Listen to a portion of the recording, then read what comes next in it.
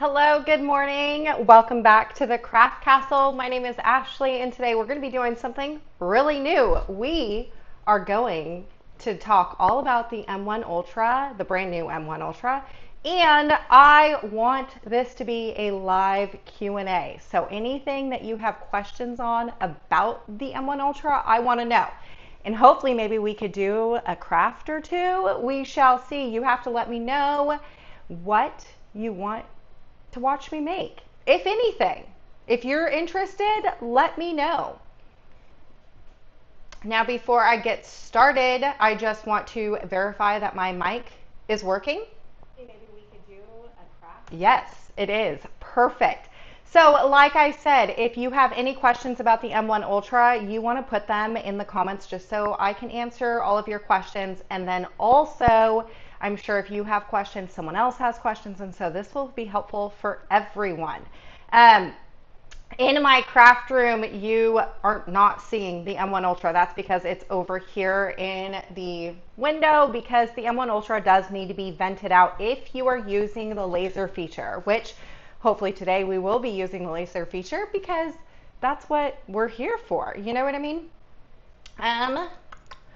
Let's see here. I don't have any questions. So the cool thing about today is I created a slideshow, and hopefully we can answer a couple questions about the M1 Ultra just by the slideshow, because that right there is, I think it's going to answer a lot of questions, and hopefully, you know, there won't be too many questions after this, you know, because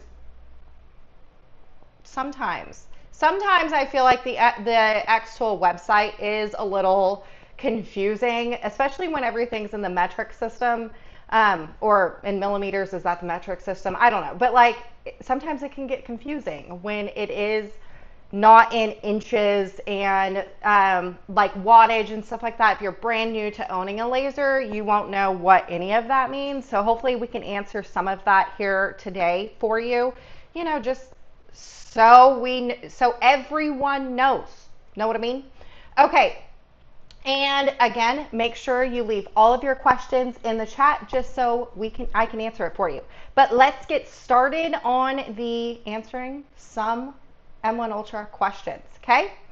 So the very first thing is the specs for the M1 Ultra, which that's crucial. So the specs for the M1 Ultra without the riser base, you don't have to necessarily get the riser base, but if you don't get the riser base, essentially you're not going to be able to do thicker items or items that are, what am I trying to say? That like round tumblers or like rings and things of that nature, like a golf ball. So good morning, Debbie. So like I was talking about last week, I was trying to laser engrave a golf ball, and somebody asked me, well, could you just print on it with your M1 Ultra? And I'm like, well, yeah, I don't know. I haven't tried.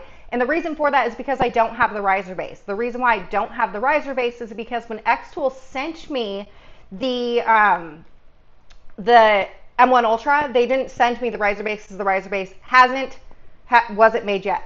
Oh, I would like to note here, because I've gotten this a couple times on my M1 Ultra unboxing, and I just want you to know, let me give you a backstory about my relationship with xTool, and how some of this like sponsorship or collaborations look like. So for me personally, I pride myself into always being honest and giving my honest feedback on everything. I will never lie, period, end of story. That is just how I am.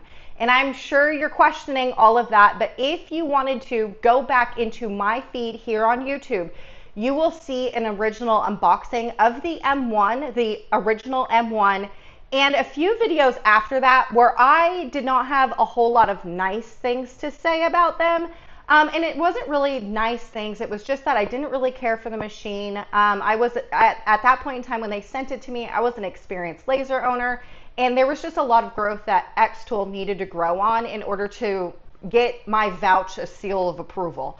And did that kind of hinder a relationship? It sure did. But the way that I explain myself is look, my people, the people that come to me are wanting the truth. And they are wanting someone to give them the good, bad, and the ugly so they can determine whether or not this machine is for them or not. I just want you to see me as I talk about this.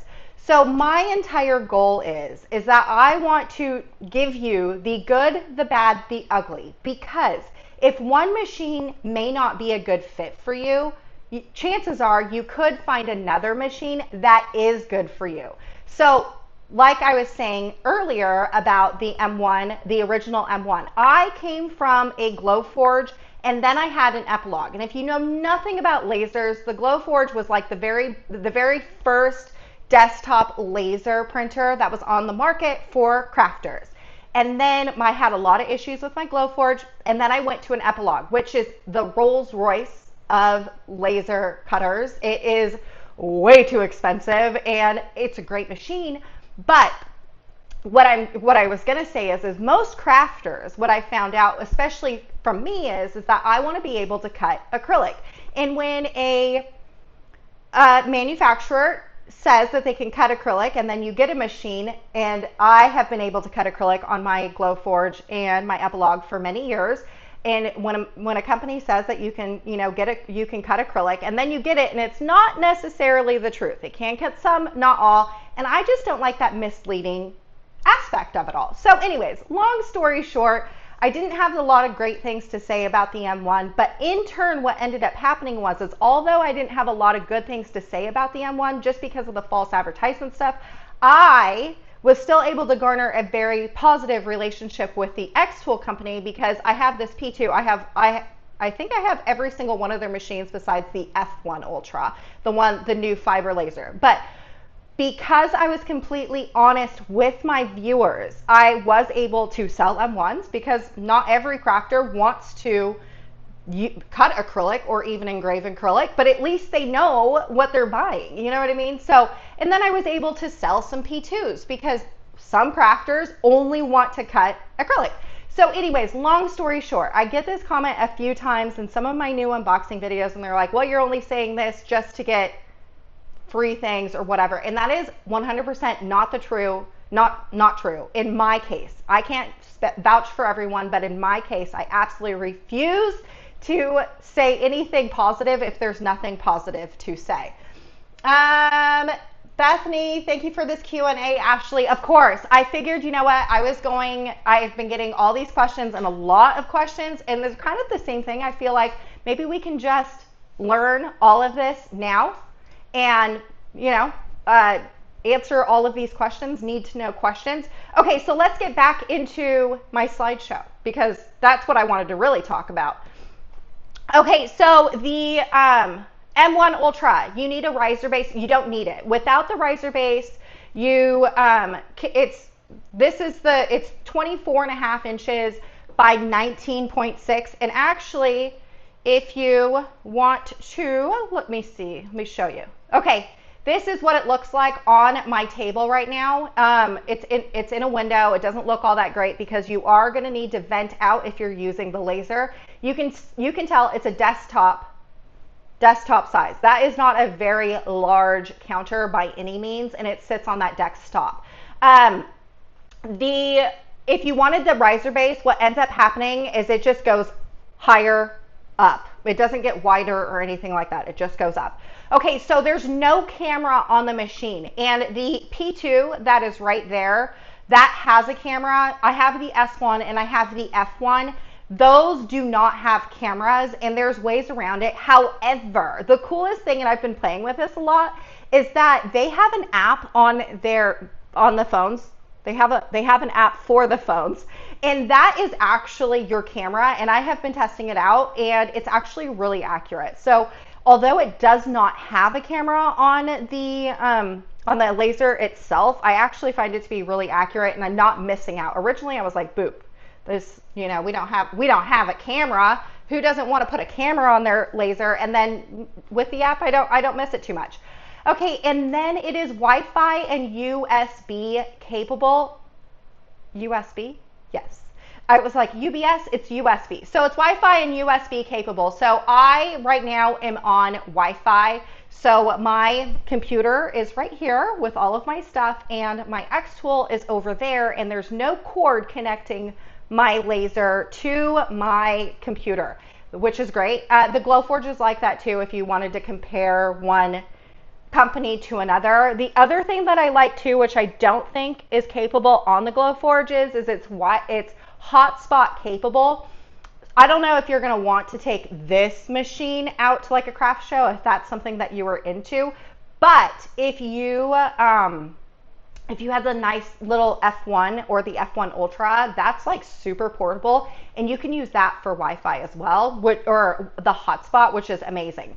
Okay, so going on, oh, and then I just want to remind you before we go on to the next slide, if you have any questions, let me know in the comments just so I can answer all of your questions. We will get into crafting after I get done doing all of these slides. I just want to make sure that we get everything in and all the questions. I feel like once we get through these questions, there's going to be a lot, once we get through all these slides, there's going to be a lot less questions.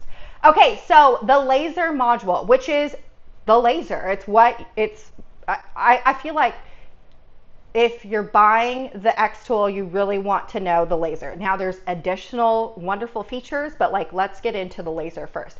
So first and foremost, it's a diode laser. And this right here is key. So the one main question that I have been seeing come up on all of my social medias is can it cut acrylic? I'm not going to get scientific with you, kind of a little bit, but a diode laser essentially is a blue light laser, and it can't unfortunately cut all acrylics. Something about the blue light and the frequency and it like frizzing out in certain types of acrylics. And the acrylics that I'm talking about are clear acrylics, mirror acrylics, or translucent acrylics, which if you know anything about laser owning or laser crafting, a lot of crafters want the ability to cut clear and mirror acrylic, which those are the two popular ones. If that is your sole purpose in purchasing a laser, I would not get the diode laser. You're looking for a CO2 laser, which the only CO2 laser that's on the market for xTool is the P2, which is this big roll right here. So just know that if you are looking for a laser that can cut all acrylics, you are looking for a CO2 laser. This is not a diode this is not a CO2 laser, it is a diode laser. Okay, there are two options, a 10 and 20 watt. Now, for me, what I would suggest is just get the 20 watt. The wattage essentially means it can go faster, but it also is more powerful. And if you're going to start out with any laser, I would just start out with the 20 watt. That's where I would go. The reason for that is like something like acrylic, for instance. I personally have the M1 Ultra 10 watt, and unfortunately my wattage for my laser will not cut white acrylic. But if you have the 20 watt, which I do have the S1, and the S1 is a 20 watt, if I have the 20 watt in my M1 Ultra, I could cut white acrylic. So for me personally, if there is an option between wattage, I always go with the most. Like, just get the most so you're not sad later. Okay, and then the work area is 11.8 by 11.8. You will see that this, like there's a square that's in here in the bed of the, what is that? The bed of the laser, the M1 Ultra. This right here is actually a 12 by 12, but the cutting surface is 11.8 by 11.8. So if you're used to a Cricut always has like the border around the edge, like a buffer. It's essentially the same thing. So that's just know that that is your work area. I have seen, not confirmed, but I have seen xTool, like a comment that xTool had made. Someone had said, like, if you get the riser base, can you do that pass-through conveyor feeder, which the P2 and the S1 has? And the response was no. And there was a reason. It was like a class 2 laser. I don't know. There was a response to it of why. So if you're wanting to do larger things and hoping that there is going to be a pass-through, from what I understand and what I saw, is that that is not possible. Okay, and the cutting thickness, remember what I said about the wattage that you're going to be purchasing? If you purchase a 10 watt, you can only cut up to 6 millimeters, which Don't know where my calipers were.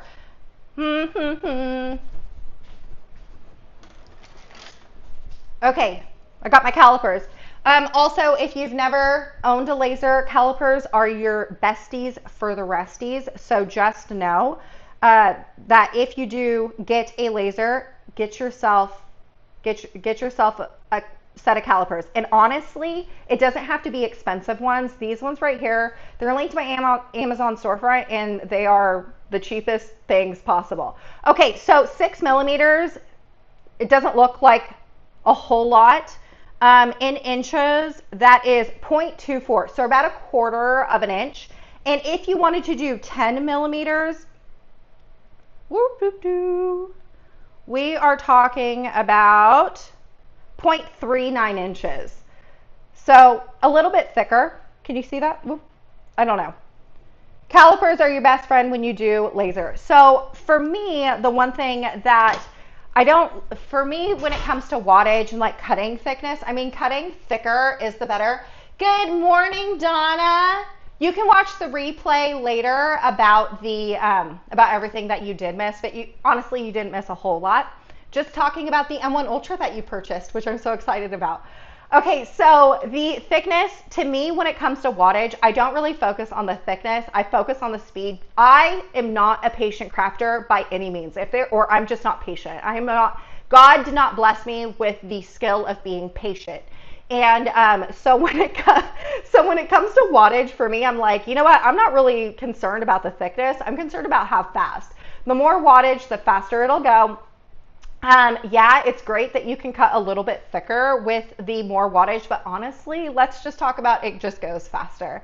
Okay, and then no matter what wattage you purchase, you can engrave up to 0.9 inches, which is obviously a little bit less than an inch. However, if you get the riser base, you can put thicker materials underneath your laser, because the riser base will bring it up a few inches. I don't know what the dimensions are for the riser base, but it will bring it up, and then you can engrave deeper things, bigger things, you know. So you just want to, I don't even know. I would say if it was me, I would purchase the riser base just so you can have the ability to do all the things.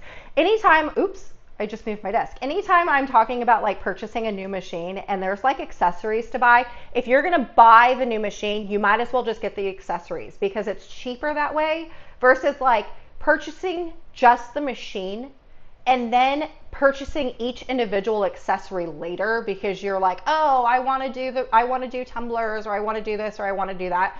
It ends up being more expensive in the end. So that's just my suggestion on that. But you know what? You do you, boo. Okay, so let's go into the next one, which is the basic carriage, which is what? It's essentially your Cricut in the machine. Oh, Donna, I'm so glad he purchased the 20 watt. Good for him. I like your hubs. He was like, I'm going to get her the best of the best. Okay, so the basic carriage, which is inside, it's connected into the machine. So right now in the machine, on the right side of the head, which I don't know, here, let me go. Over on the right side of the head, that's right here, this right here is the laser. Over here is the basic carriage. So this right here is your basic carriage, and for me, it already has the fine print blade on the top of it.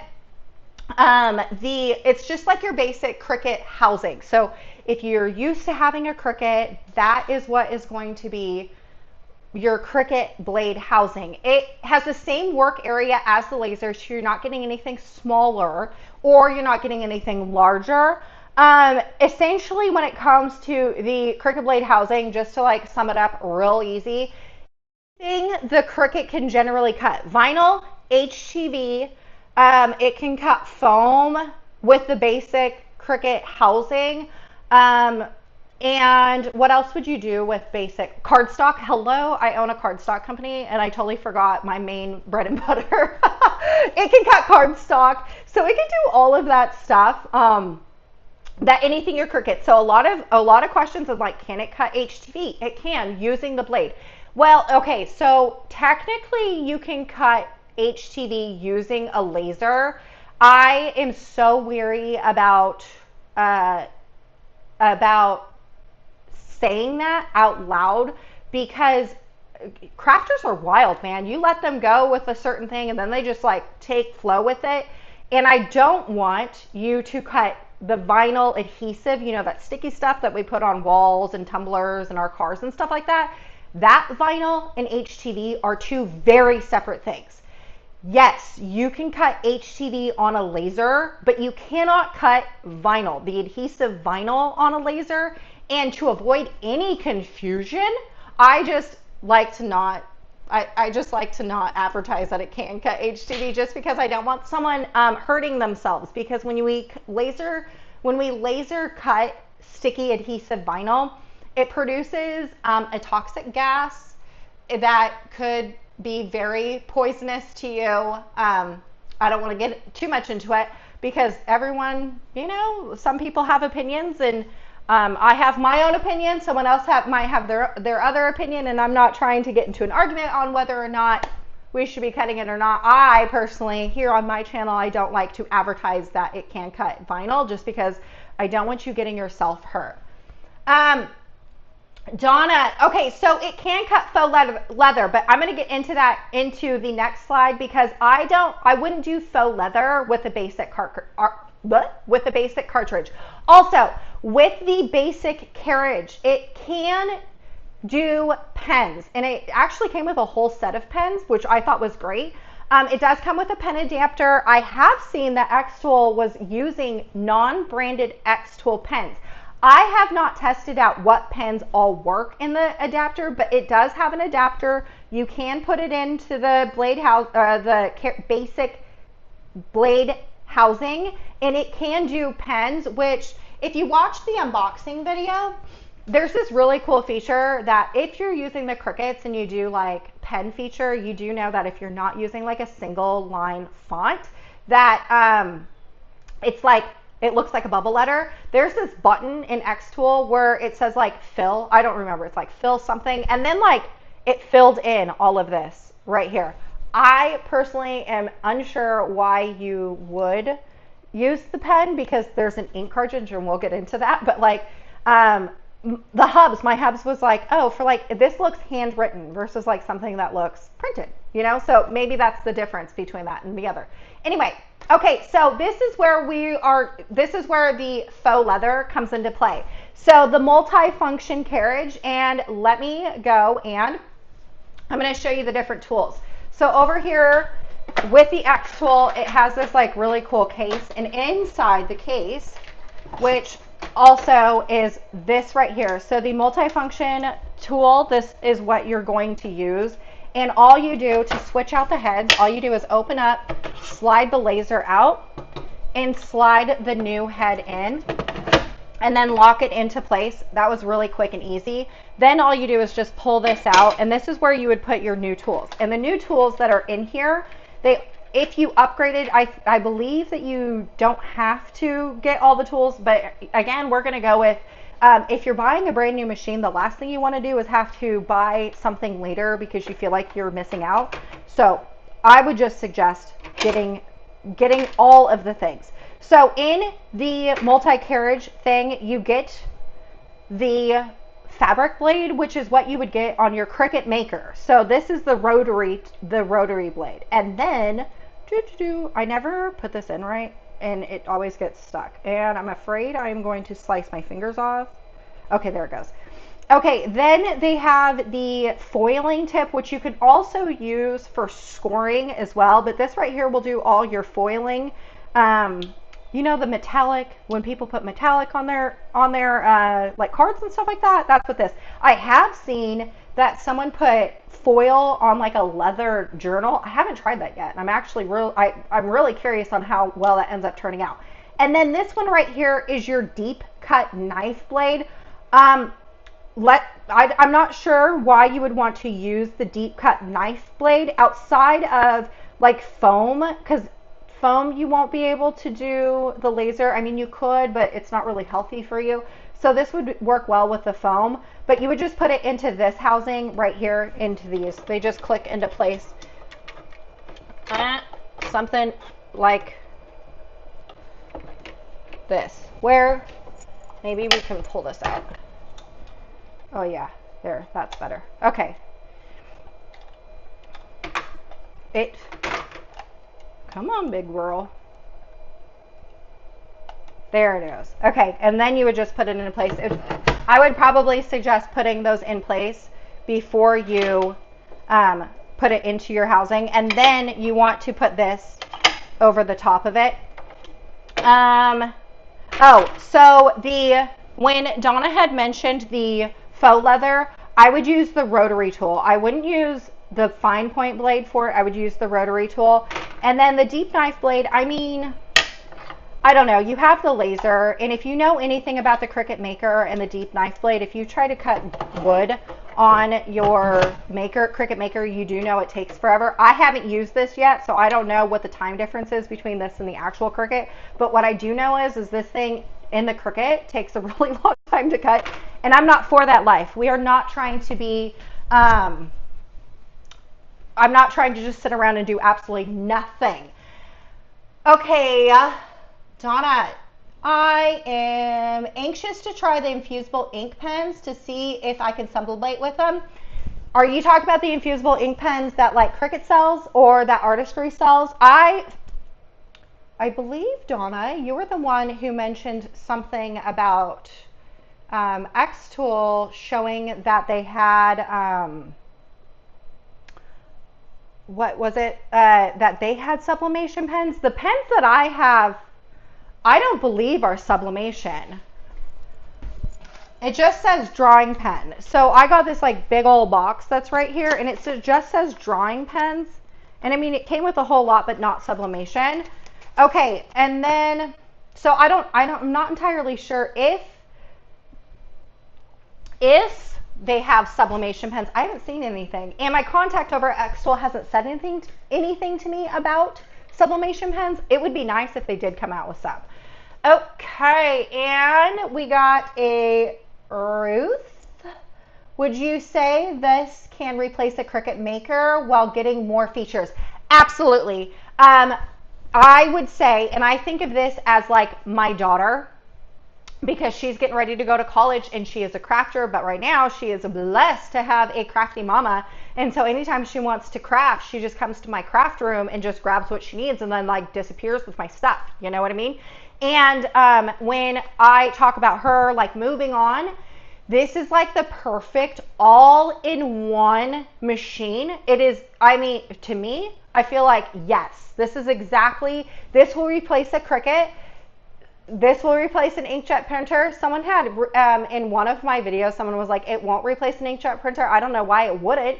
I mean, if you're doing like a ton of sheets and like a lot of sheets, like you're printing wedding invites and you have to print out like 100, obviously at that point, I think you would need an inkjet printer. But like if you're doing one-off stickers and stuff like that, yeah, you don't need to buy an inkjet printer. And then it's a laser cutter all in one. So someone with, like my daughter, who is going to be in a bedroom over at my best friend's house. She's going to go move in with them for college, and she doesn't have a wide footprint, and she doesn't have anything. This is like the best of the best. And if you did have a Cricut Maker, and then you also wanted to get this, I would just say sell your Cricut Maker. Sell it. Because now you have everything all in one. And I will also show you the software. So when we get done with this slideshow, I'm going to show you the software. I'm also going to show you where you can get laser cut files like super quick and easy. I think you're really going to find that although Cricut software is very streamlined, the tools that you're going to be able to use and utilize and have, and the features that you're going to have with the xTool is like way better, way better. Okay, so then we got MJ with 3 J's. Good morning. How are the fumes handled? Do you need an air assist or something? Okay, so that is a very good question, and I actually did not put this in the slideshow. So with any laser, you have to be venting out. Now, obviously, if you're going to be using the M1 Ultra and you're going to be using the multifunction carriage, or you're going to be using the basic blade housing, stuff like that, you don't need to vent out. The other thing is I personally do not have an air assist on mine, and I also don't have an air filter. If you do not have an accessible window, so right now you are going to see that in my xTool, behind it, the very back portion of it, there is a window right there, and you can kind of see the window. I have something blocking the window because then you'll get like all the shadows and stuff, but behind that is a window, and I have my tube sticking out of that window. If you didn't want that and you wanted, or if you didn't want that, or also if you didn't have an accessible window, xTool does have an air purifier. Like, do you see this right here?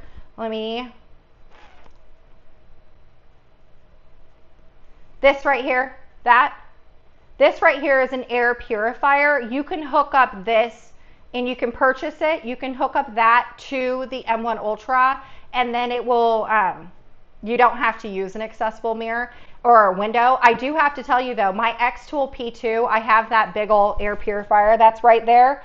And it's good enough, although it's like right next to a window. Sometimes when I'm cutting acrylic, and I'm cutting a lot of acrylic, I vent out. But if it's just like one off, the air filter does good enough. But if you've never owned a laser, please note when you're cutting wood, it smells like a campfire, which is wonderful. I love campfires.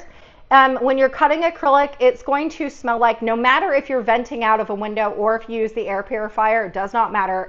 It will smell like a nail salon. So if you know what a nail salon smells like, and that acrylic smell that's in a nail salon, that's exactly what it's going to smell like.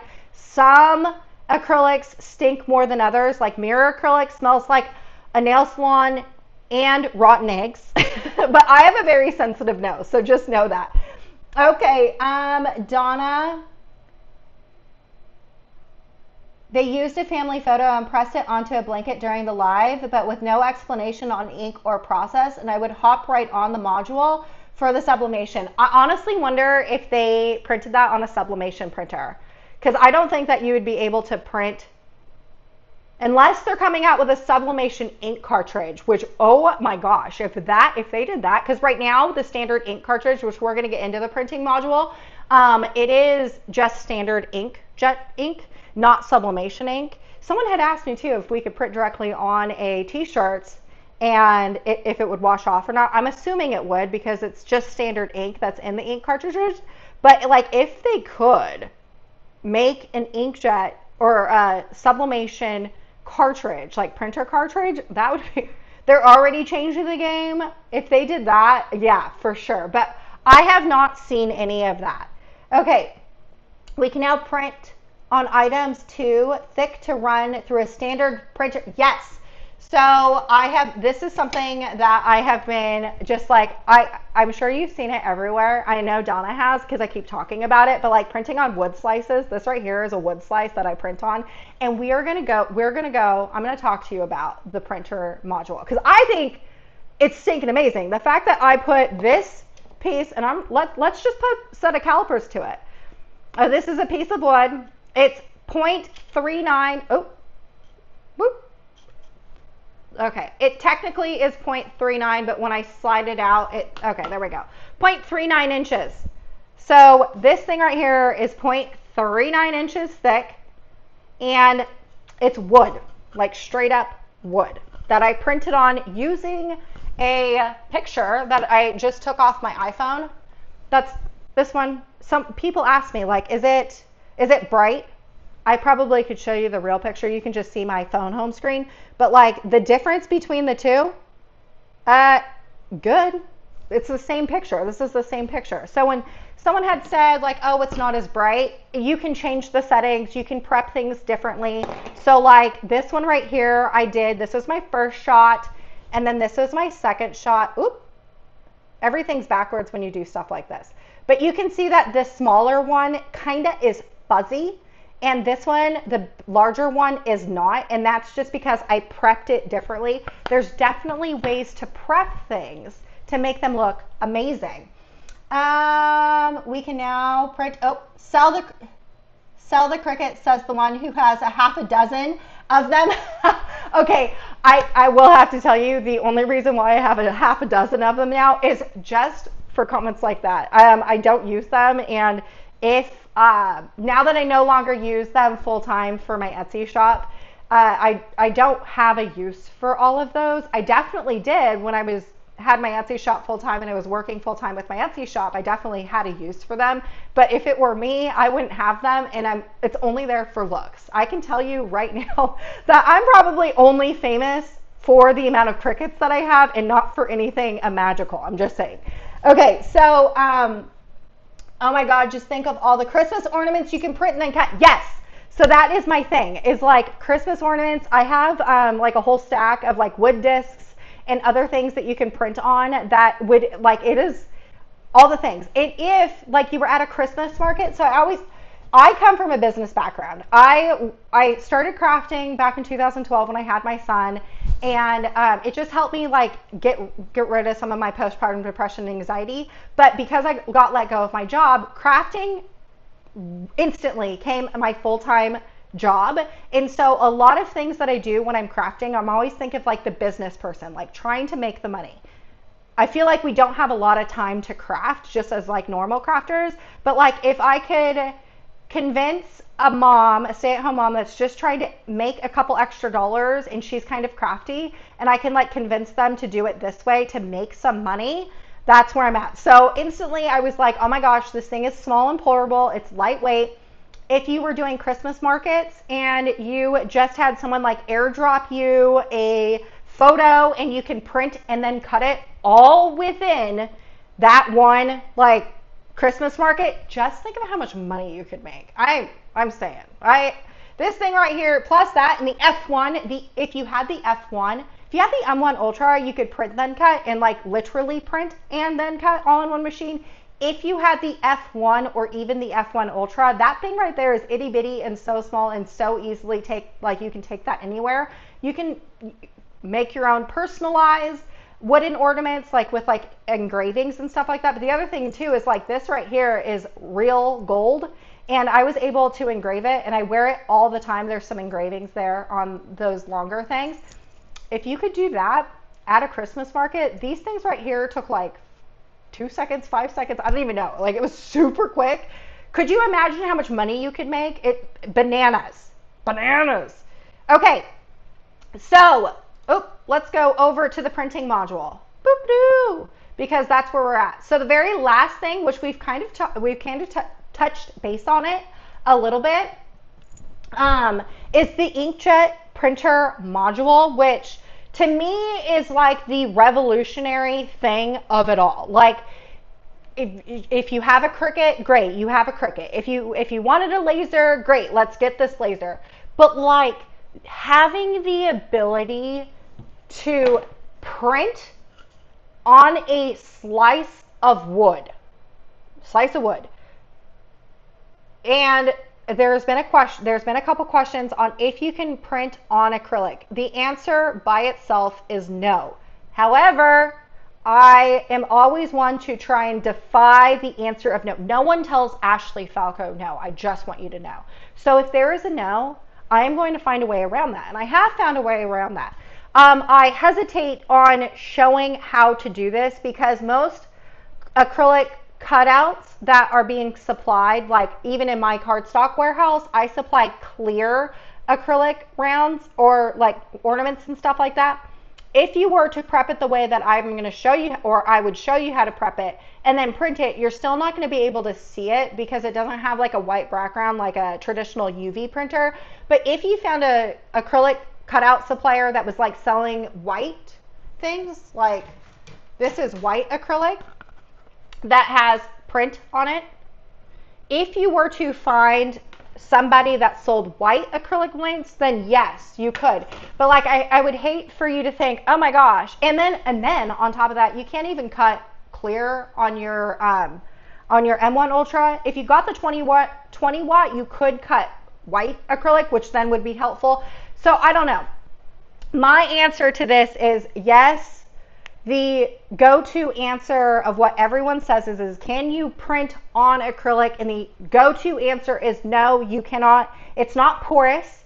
It has a sheen to it, and nothing, no matter what you put on it, will like suck in. It won't, because like this right here, the ink is like getting sucked into the pores of the wood, so it's like sinking the wood together. It's not going to be like that when you print on acrylic. So you do have to prep it. So just know that.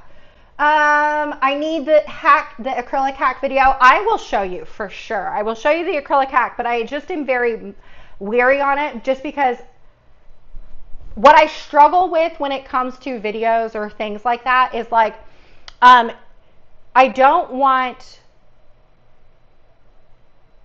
I like to keep everything in like one machine. So like, I don't want someone to think, oh great, I have to purchase another machine. That's what I'm trying to avoid. So that's where I get kind of weary in the whole, giving the hack. I am going to give the hack, but just poof. No one puts Ashley Falco in a corner. No one puts me in a corner. The last thing, I learned this from a very early on, when someone tells me no, they're absolutely, I'm going to do the exact opposite, which is why we have a dog. My husband told me I couldn't bring home a dog, and I brought home a dog, and that was like 12 years ago. He learned then 12 years ago not to tell me no. He was like, his now go-to is, can we discuss this later? Okay, so anyways, the printing area for the xTool M1 Ultra is a little bit smaller than cutting, which is normal. Then that would be the same thing as like your Cricut. Now here's the deal: is you could do like 8.5 by 11. Well, it's actually smaller. It's like 9 by, I don't know. It's like 6 by 9 or something like that. Whatever, I forget what the actual dimensions are. But let's just say the Cricut, if you're using a standard Cricut maker, you could do 8.5 by 11 up to 11 by 17, and then there's a border. Now, obviously, we're not going to be able to do like 17 inches on this machine, on the M1 Ultra, but the printing area is 11.5 by 11.7 inches. The cut area is 11.8 by 11.8. So yes, you are losing out 0.3 millimeters on one and then 0.1 on the other. I haven't found, I don't know. I have not tried a 12 by 12 inch print, or 11.5 by 11.7 print. I haven't found the need for that yet. I'm sure I will find one shortly, but I haven't found them. For me, because I already have an inkjet printer, I'm like, do I really want to waste my ink on paper and vinyl, or do I want to waste my ink on printing on wood? So that's where my main focus is like printing on wood, printing on acrylic, testing it all out. I have done, like, these are sublimation coasters, and I have printed on the sublimation coaster. So I've been focusing on things that you wouldn't traditionally be able to print with an inkjet printer, because I already have one. I actually have two. So if I'm going to waste my ink, I'm going to waste it on things that you can't generally put in an inkjet printer. Okay, and then I've already told you this. I personally have been able to print successfully on acrylic, ceramic, and sublimation blanks. There is prep work. We'll get into that in a different video. Just know I have been able to print on certain things that the xTool people and there are other crafters that have gotten their M1 Ultra as well, and they have tried and they have been unsuccessful, but that's because they didn't prep it the way that I've prepped it. So that's just what I'm going to say there for that one. Okay, Smoky Hills Design sells pre-painted wood products that I'm pretty sure will take up the ink. That's perfect. If I actually have never purchased anything from Smoky Hill, I've heard great things about her. So that's amazing, but I've never purchased anything from them. But if they did, that would be cool. I have like my wood. I don't have any. I don't know where. Oh, it's right here. Okay, so I have prepped some wood, and I don't like either of these. So I kind of am hesitant to show you just because I don't like the end results of either of these. But this right here are two different pieces of wood. I don't like the cut. So please know, I don't like the cut. It is the same exact, it's the same exact print settings. The only difference is this one right here was prepped using a different prepping thing. And then this one right here was not. So depending on how you prep your wood, you are going to get something that looks like this versus something that looks like this. This right here is what it's actually supposed to look like. This right here, you can't even see its eyes. Like it's just bleeding. So anyway, and the only reason why I know this, I just wanted you to know is because back in like November-ish, I was sent a machine from another manufacturer. They're not overly popular, but they do have a machine that has an inkjet cartridge, but the inkjet cartridge is it's all separate, which to me, I was not a fan of. But anyways, in their material that they sent me, they told me that if you see a lot of bleeding, that you can use this specific stuff. And I was like, oh, okay. So anyways, thank you, Josh. I don't think it was that pretty, but like, thank you. Okay, so let's go into the xTool program just so we can see a little bit of how it looks, because that's what you want to know, right? You want to know what it looks like. And let me drag myself up here. Here we go. Okay, just so you can see me. Okay, so in the xTool, now that we're in the xTool program, I have it already set up to the Bluetoothed. What am I trying to say? I already have a Bluetooth to the M1 Ultra, and there's nothing in the M1 Ultra right now. It is just like that, just opened up and not really have much going on. So the very first thing that I want to do, let's just insert a piece of wood and do a basic cut, because let's just start off with the easiest. Before I get started, the one thing that I will have to note here is that in the xTools, I personally cannot stand beeping. Beeping to me is just not, I don't know. Unfortunately, and I'm hoping that they change it, is that in every other xTool, there is like a buzzer, and I turned mine off, but I still get it sometimes. I hope that I can just like not have it at all, because I can't stand the buzzing. But if you don't want to hear the buzzer very often, you can go into the settings buttons. It has to be connected. Your xTool has to be connected to the program. And then you would just press this like little, I guess that's like a bolt. And then you would go to device settings, scroll all the way down, and you would just toggle off the buzzer. And when you set up your machine, there's like a lot, like you can test the inkjet module. If you're having problems with like calibration and stuff like that, you would come down to calibration. So this right here is just all the, stuff, I don't know. Oh, you can see, I've tried playing with my machine 73 times. Anyway, so I was just letting you know that's where you can go to turn off that little buzzer thing. I cannot stand the buzzer. It is the most annoying thing ever for me. I am just someone that doesn't like loud noises. Okay, so the very first thing we want to do, and if you have another suggestion on something that you would like for me to do instead of what I'm doing, let me know, because I want to be able to help you out. Okie dokie. Like my Cricut updates, I have to run the XCS update, and I get so nervous. I have never had like a bad experience with the xTool updates, and I'm going to say that now, and I'm probably going to kick myself in the butt, because I probably will. But we are gonna fly through it. Okay, so all I'm going to do is I'm just going to insert a circle, and we're going to put in a circle into the program. This square that's right here, this white square, that is going to be your work area, what you're going to be able to cut in your xTool M1 Ultra. And right here is going to be the circle that I'm going to be using today, or I'm going to cut. Let me go into, luckily when I get stuff like this, they give me a recommended list of settings. We're just going to cut on the basswood plywood setting. So what you want to do is cut this out. So with it being selected, you see how it already toggles to score? What you want to do is come over here and toggle it to cut. Okay? Now what I want to do is I am going to cut this out, and I am going to cut it out with the settings that xTool has given me, which is 100 power and 5 speed.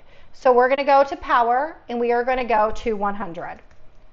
And then we are going to go to 5 speed. Okie dokie. Then all you want to do is just click out of that, because we technically don't need that button anymore. However, what we do need to do is go walk over to the xTool, and we need to put in our material so we could do all the rest of the things. So let's go over there.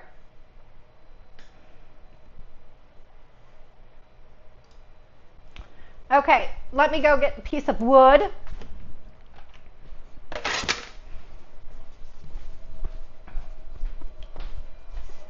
Okay, so over here, right now we have the basic or the multifunction carriage tool. That's not what we want. We want the laser cutter. So this right here is unlocked. It was already unlocked. So I'm just going to pull this up, and I'm going to put in my laser head. This is the laser. This right here is going to be your like focusing tool. And there is like a little laser that's in here. You can't touch it, so that's great, because generally what I would say is don't touch the laser mirror, but you can't even touch it. So the laser heads itself, I really love the fact that you can interchange this. All it has is this right here, and you put it right here. So we're just going to drop this into place and then lock it into place. I'm going to move this out of the way. Okay. Now what you're going to see is it's in my bed. I have this thing right here. This right here is the riser, like the prisms. I do know that they are coming out with a honeycomb tray, which is great. I don't prefer using the prisms because you can't lock anything into place. And so if your machine has or your material isn't flat, like I'm going to put this in here. You can see I've already used it before, but like it's not 100% flat. If I were to have the honeycomb tray, I would be able to clamp them into place. One, that would make it flatter so you could have a more even print, but two, it won't move, which is crucial when you're doing stuff. So I would be mindful that if you're going to be using this, that you want to use the honeycomb tray for this, just so you don't have it slide around. And I'm actually looking for something kind of important. And oh, here it is. Okay. Now I do not have the honeycomb tray, obviously. I am going to use poster putty, which is not something that you're supposed to use, but I'm going to use it anyways because it moves and it drives me crazy. So all I'm going to do is take some poster putty, and I'm going to put it down on like the corners. Do you see what I'm doing? If xTool's watching this, they're probably like, oh my gosh, don't do that. But I'm going to do it because I don't want my stuff to slide around. And I'm just going to push it down into that poster putty. Now when I do that, do you see how it's not wanting to move around as much? That's what I want. I don't want my stuff to move around. Experienced laser owners will know that when your stuff moves around a lot, you have problems with your cuts. You don't have a very good cut. So having a material that is like not moving around a lot is phenomenal. Okay, going back over into the program, okay, in the program, I'm going to just show you how to do two things within the program. Then I'm going to bust my phone out, and I'm going to show you how it looks like using the camera feature, which is the snapshot preview. But let's just do it this way. The processing area, the only reason why I'm going to show it to you this way is because actually a whole lot of people really love using the mark processing area versus the other way, which is my preferred method. So I'm going to show it to you both ways. Let's see here. Hi, question to engrave cups. I need to have the riser. Leah, absolutely. You do need the riser base. Now there are there are ways to rise your laser without using the riser base, but I wouldn't suggest doing that just because the riser base encloses all of those like toxic fumes and stuff like that. So using the riser base is crucial, but there is a way around that. I just wouldn't suggest it. But yes, I would say get the riser base. The honeycomb tray comes with the riser base. Well, that's perfect. I want the riser base because I want the honeycomb tray. I wonder if the P2 inkers will work with the slat system. It will not. I tried. I tried the P2 and I also tried the S1 and they will not work. Okay, so very first thing, now let's go over on the program itself. What you want to do is press Start Mark Area. Now, you could just do a basic rectangle if you wanted to, but I'm going to do a polygon just because it's a little bit more accurate than a rectangle, and then you just want to press Start Marking. Okay, going back over to your xTool.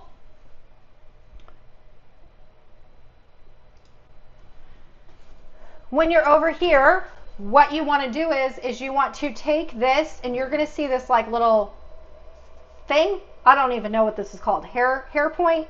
Okay.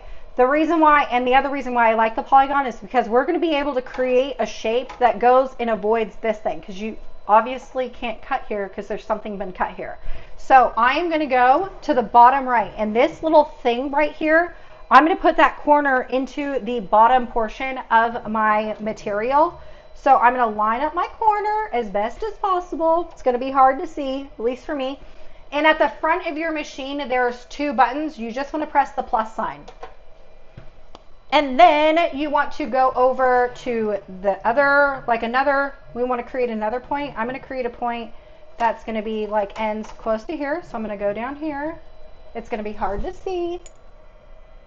And we're going to, we're going to press the button on the front of the machine. And we are going to create another one. Looks good. Press the button at the front of your machine. We're going to come over here, and I avoided this little cutout that's right here. It'll make sense when I show it to you in the program.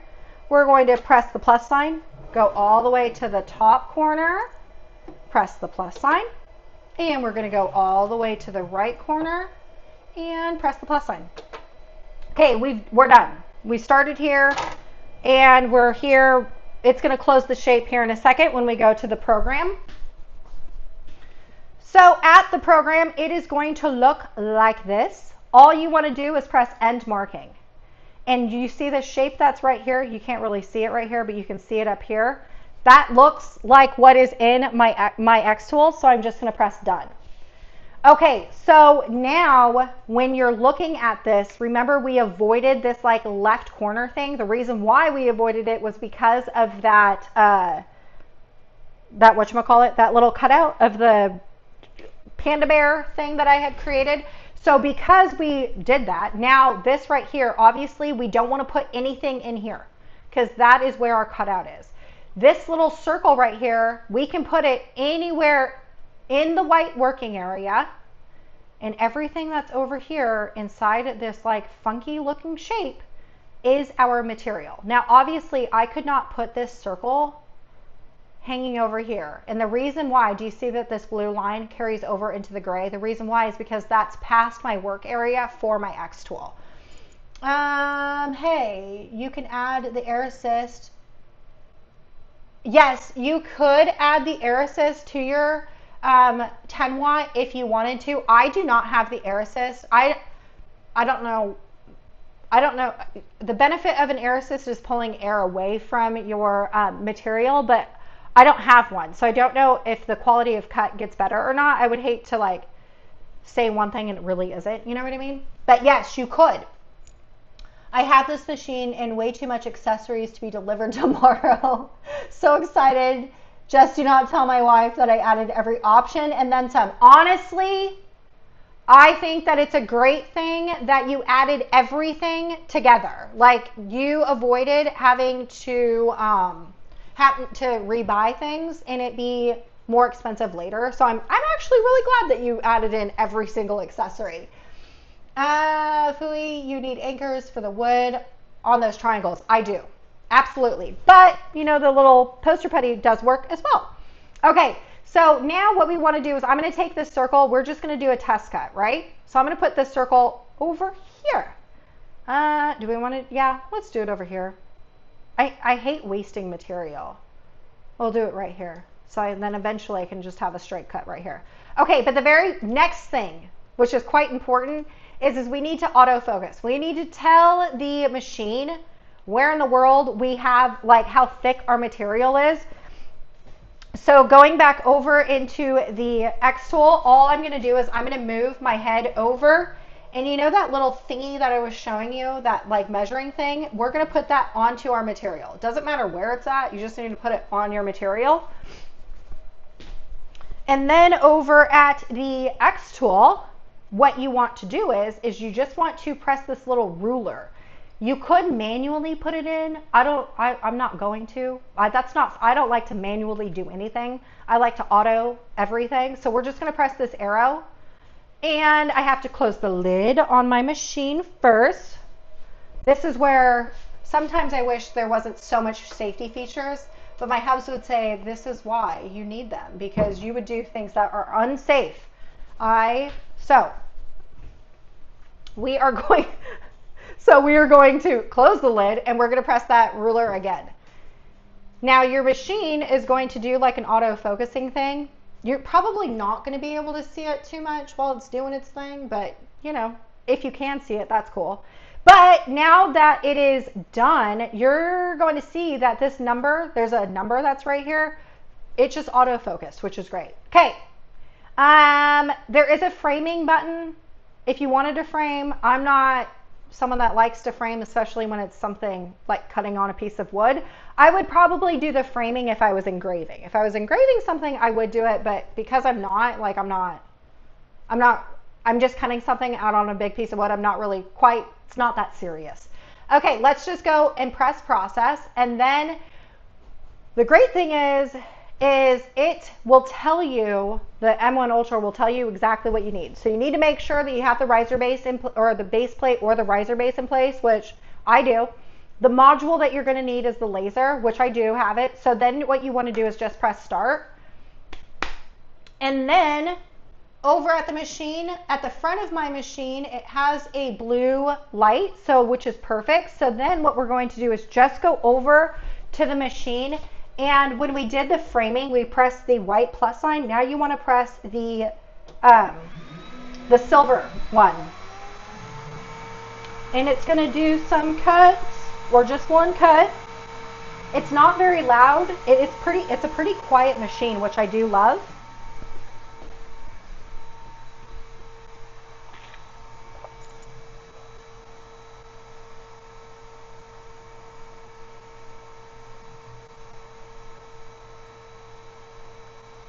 Okay, let's see. Oh, Donna's getting her machine on Thursday. I'm so excited for you, Donna. I'm so excited. Ooh, did I hear it drop? Okay. It did drop. How cool. We're just going to wait for the fan to quit blowing. You don't technically need to wait for the fan to quit blowing.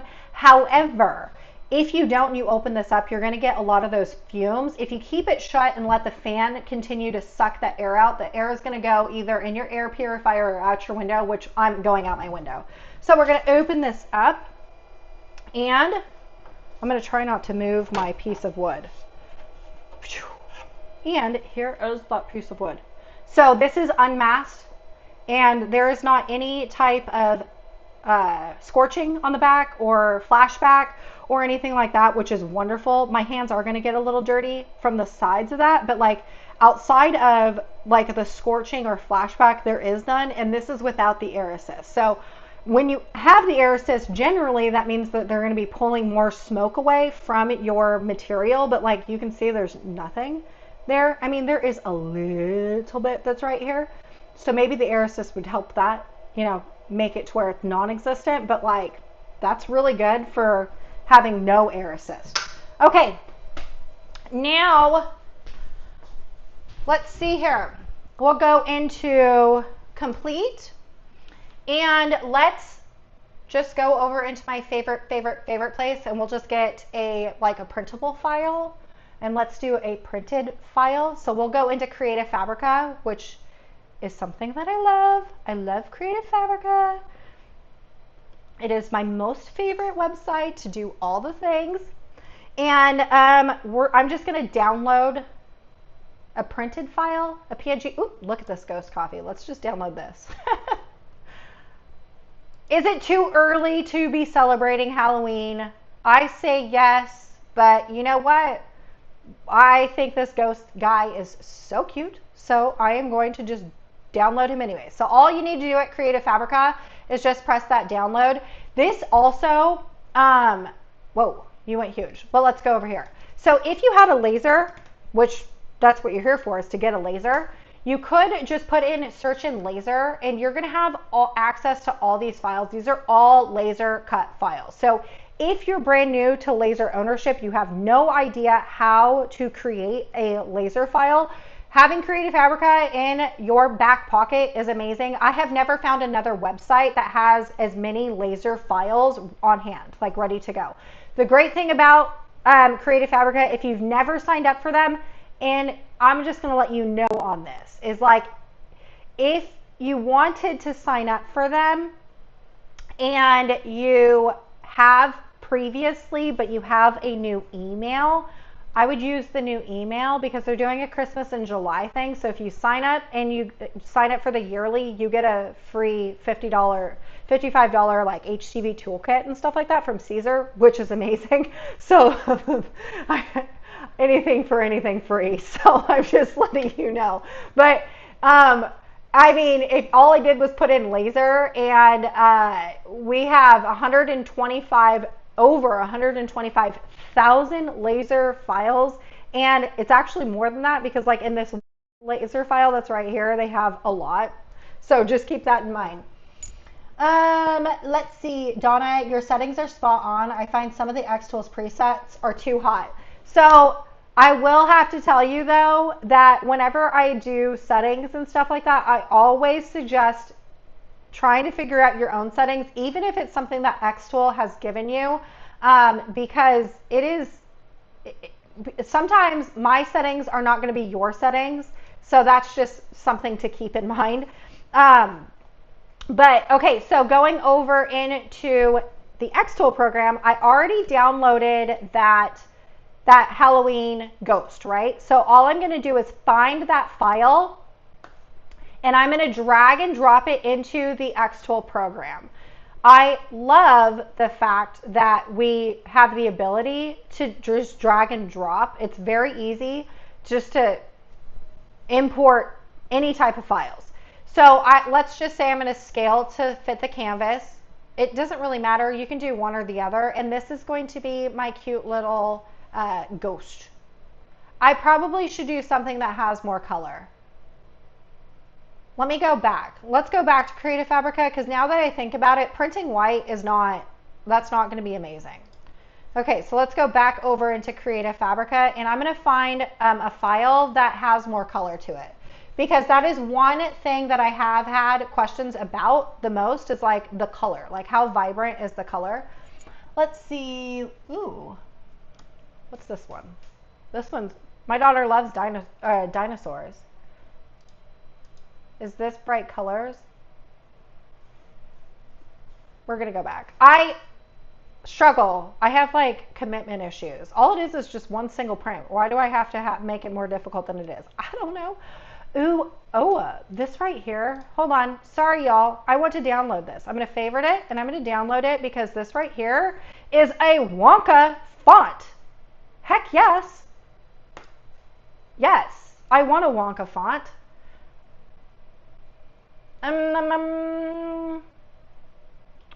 Ooh, look at how cute that bow is.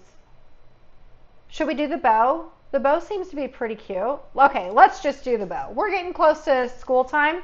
This makes more sense. So we'll just do, I'm going to do that pencil bow. That pencil bow looks cute. The traditional one. Okay, going back over into the xTool website. We are going to just take this ghost and delete it because we're not going to use that. Now what I'm going to do is find that pencil file and we will drag and drop it into the xTool program. And let's just scale it to fit on canvas. Okay, cute, good enough. I like that. Isn't she so cute? Okay, so if I were to just leave this PNG file the way that it is, there's no cut to this. It would only be a printed file. So what I want to do is create a cut line to it. So what I'm going to do is, this is the bow, and I am going to go over here into outline. Let's see if it will outline first for me. Yep, it will.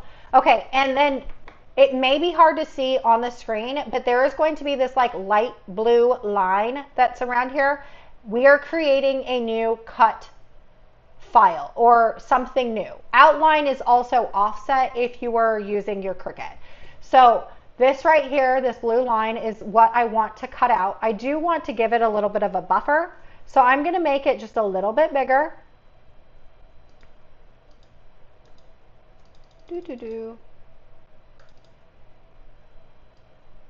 Oh, where are you going? Oh, that's huge. Oh my gosh. Where are you going? Okay, good enough. I'm just going to leave it the way it is, and I'm just going to press confirm. Okay, so this outside edge that's right here, I'm going to move it. This outside edge right here is going to be our cut file. So what I'm going to do is with this, oops, let's go click out of everything. We're going to take this circle and delete it because we don't want it anymore. Instead of doing your mode as just a laser, what I want to do is click on this, and I'm going to go down to multi-module processing. Because I'm going to be printing this on a piece of wood and then cutting it, it's going to be a multi-step process. I'm going to be using the Inkjet printer, and then the module, the Inkjet module head, and then also the laser head. So I'm going to do the multi-function tool. Then what I'm going to do is click on the outside outline, that blue outline that's right there. I'm going to click on that. And this is where I want it to be a laser. I only have the 10 watt. And then I want to change it to cut. Now in my settings, the ones I've already forgotten the settings that I was going to use. It is 100 power and 5 speed because we haven't changed the material. So I'm going to change this over to 100 power and 5 speed. And then I'm just going to click out of that. Now what I'm going to do is I'm going to click on the bow. And I want the bow to be the printed portion. So we're going to do the module, and we're going to laser module, and we are going to click ink module. Now, do you see how when I did that, you are going to notice this like new gray area that's right here? That you cannot print in that area. So you're going to want to make sure that you keep your bow outside of this gray area. So this is where you can increase the intensity of the ink. I would like to, like when we're talking about ink intensity, let's kind of think about when we change settings over in our inkjet printer. Sometimes when we print, let's say on plain paper, we don't have very vibrant colors as if you would if you had printed on like photo paper. You're going to get a better and higher quality print. So the intensity of the ink is kind of the same idea and thought process. Now, I'm going to tell you that my xTool's thing that they sent me, they say that if you are going to print, I should be printing on 80% intensity. So what I'm going to do is I'm going to change my intensity over to 80%. Now, I will tell you though that when we do the 80%, what ends up happening is you may get some bleeding on your piece of wood. So changing, and we'll go this way. Okay. Changing over into the larger setting. When we talk about printing in that intensity, you're going to notice that these two things are the same. It might look exactly the same to you on the camera, but they're not. They're two different print settings. One of which is at a higher print setting, like this one. This one is at a higher print setting. Do you see all that bleeding that's right there? That is because you increase the intensity. There's only so much that your wood or material is going to be able to soak up. So doing, like xTool's said 80%. I don't know if we're going to get a good quality. I can't remember what I printed this to and what I printed this to. So you're just going to see that there are two different, like there is no bleeding in this one. That's because I bumped the print setting down, the intensity down on this one versus this one. So the same print, apples to apples comparison, changing over your print intensity will change the look. And then you'll also be able to notice. I mean, they're minute. It's really faint stuff. But do you see how like the coconut here and the coconut here, one's darker than the other? That's just by changing your print intensity, which essentially is, you know, changing over like your ink settings, your traditional printer settings on your inkjet printer. Okay, let me see here. Let's go. Is there a layers by color dot like on the P2 or any way to tell they're multiple layers? You could, like I'm going to click on the outline right here and I'm going to right click and you can change it over to a different one. And over here at the bottom of your screen, you can change it. I personally never use this. I don't know why. I just never use it, but you could, you definitely could. I have to find room for the screen printing kit that I also ordered. Mr. Gillard, you doing a little crazy cray. You did do some shopping.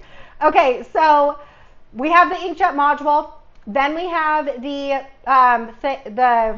the outline. That's what we're going to cut. So why don't we just make this smaller? I am not about ready to try and print something this big. So I'm going to make this smaller and I'm going to put it down here on my, over here. Remember that there is like a circle we cut out here. I'm going to just try and avoid that area and we're just going to put it right here. Now that we're done, because we didn't move the wood, remember when I slid out that circle, I didn't move the wood out of the way. And because we did not change the material is what it is. I don't have to do anything more. I'm just going to press go to process. And this is the great thing about the xTool program is it's going to tell me task one. Oh, and it says that this printing thing is going to take me a minute and 46 seconds. So about 2 minutes to print on wood. The speed is obviously not as fast as if you were to print on a traditional inkjet printer, but like we're printing on wood. And I am 100% certain that both my inkjet printers, and actually I have three, the 24-inch printer and then two other inkjet printers, my inkjet printer would not be able to print directly on wood. So although it says a minute and 46 seconds, I don't even care about the time just because I'm going to be able to print directly on wood. Now I would like to know, I have not prepped my wood. So anything that I have shown you before, like my photo wood slices and stuff, that's all prepped with a certain like a paint situation. So we may have some bleeding. We may not have, and our print settings might not be good. I don't know. This is a brand new machine to me. So just keep that in mind before we press go.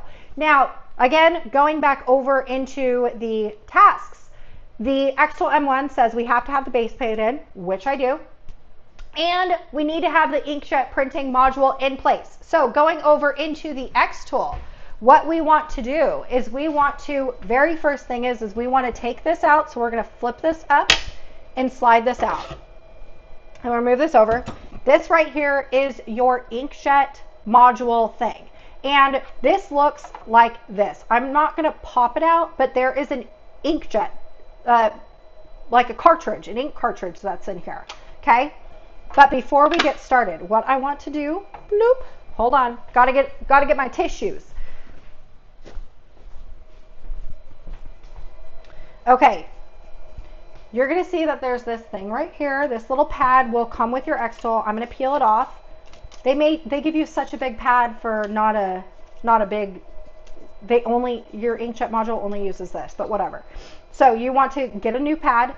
And I'm going to take this, and all I'm going to do, because I haven't used it in a couple days, is just do that. And you can see that all of my ink is good. My pink's in there, my yellow's in there, my blue's in there. Perfect. So I am just going to drop this into my housing, and I'm going to lock it into place. There is this thing right here, which, mind you, when you set up your xTool and you follow their directions, I felt like such an idiot. Okay. when you follow those directions, it just shows it to you like this, and then all it says is drop it into place and then lock it into place and it's good to go. That is not true. You have to take this off, take this thing right here, and we want to put it onto the side connector piece that's right here. And then you want to close that in. Okay, this right here technically needs to go right here. However, I have noticed doing the wood, because there isn't a whole lot of gap that's right here, that when it gets done printing, what it's going to do, it's going to come over here and it's going to pick up this thing and take it back over, and then it's going to prompt you to put in the laser housing. However, when it does that, it like hits my wood and moves my wood around, which is why I was getting those awful cuts with those cake toppers that I was trying. So I am not going to put this in that little housing thing. I'm going to put it off to the side of my machine. Now, the dangerous part about this is if you forget to put the cover on the back, on the bottom side of your thing where it's supposed to go, you're going to dry your ink cartridge out. So you have to remember to always put this back on your ink cartridge. Okay, now all we want to do is, we have this plugged in. We are going to shut this. Then we're going to go back to the xTool. Or, I'm sorry, we're going to go back to the program. And over at the program, all we want to do is press start. The machine is going to be doing like an autofocus thing. That's just going to tell the machine how far away the head is, the ink cartridge head is to your ink cartridge head is to your material, so it doesn't give you too much stuff.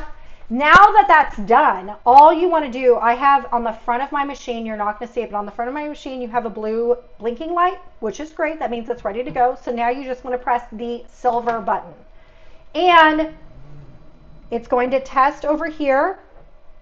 We're going to be able to see, I don't know if you're going to be able to see it, but me, I'm going to be able to see that my yellow, blue, and pink are working. So these three lines that are right here are over here and they look good. Now I will say, and this is why I wish that I had the crumb tray and I was able to like clamp my material down, because I am right now, I'm just kind of like hoping, I'm on a prayer that the material is flat enough that when my inkjet printer is printing, it's not going to like knock my material over, which if it does, then all of my print is going to be skewed, which let me show you.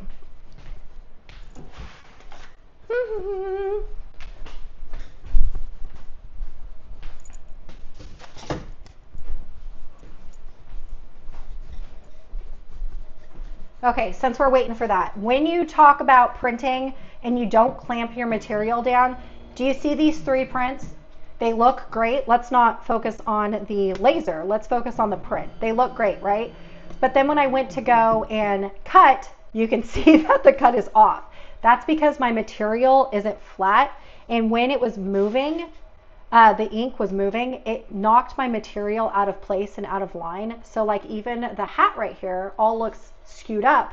That's because it's not locked in place. So having the riser base would be phenomenal for this reason.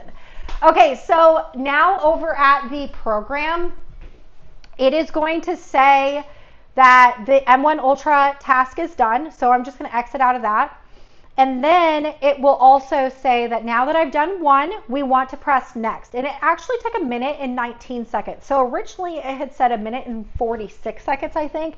And it ended up only being a minute and 20. Again, I don't really care how long it takes because I seriously just printed directly on wood, which is phenomenal. Okay, so we're just going to press next. Now the xTool is going to say that I need to put in my laser module. So let's go back over to the xTool. And we are going to open this up and we are going to take this out, unhooking this and pulling this up. Remember, we always want to put this back on. If you didn't do it before, you want to manually put it on there now. And I'm going to drop in my laser housing and I'm going to lock it into place. Now what I need to do is shut the lid. If you're not already venting out, you want to vent out. I am already venting out. So now that we have everything switched, you want to press start. The machine is going to do its autofocus. It's going to tell, well, I don't know why it does it for a second time, but it's going to tell the machine how far the head is from the material. Then what you want to do is, now that I have a blue blinking light, is I'm just going to press the silver button on the front of my machine. And now it's going to do some cuts, or just a cut. We'll see how well it did the cut, lining it up with the calibration. I'm not, for me, I have noticed that, yeah, it's off just a little bit, and I think that's probably because my material isn't clamped down. I firmly believe that once I have the crumb tray that I can clamp my material down, I'm not going to have issues like this, just because it's still, you can still move it, right? Okay, so let me answer some questions. I see some questions popping up here. Let's see. LOL, Donna. LOL, now I have to find this bow to print on Caesar Easy Color DTV and heat press this bow to a t-shirt for my granddaughter who's watching it with me. Yes, Donna.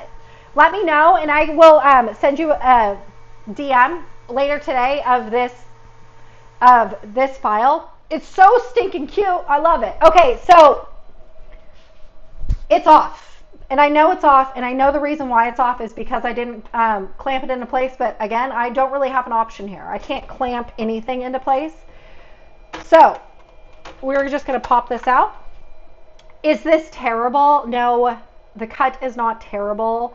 It is a little off. I'm going to be nitpicky here because that's what I'm here for, is to nitpick. But like, this is still really cute. The print looks really good. I probably could up the print intensity just a little bit. I'm not going to, though, because I didn't prep the wood, and I would hate to do too much intensity and then it start to bleed. But like, that's not, I don't think that that's terrible.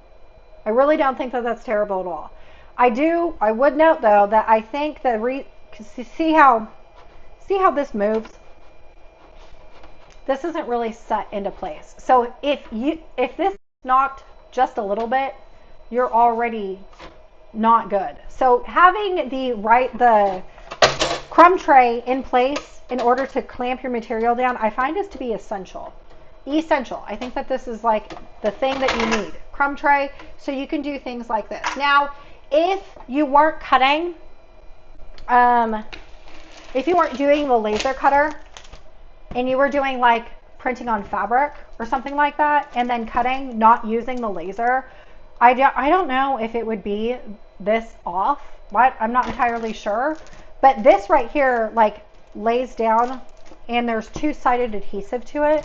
So I think that because your material won't be sliding, it should be okay. This right here is the a fabric blade. And also the reason why you don't want to put your material, like if you're using the laser cutter, don't put this on your material because you don't want to laser your material. That's what you don't, or laser your mat. You don't want to you don't want to cut through your mat, because that would stink. But yeah, so it's double-sided. This right here is just a light grip mat.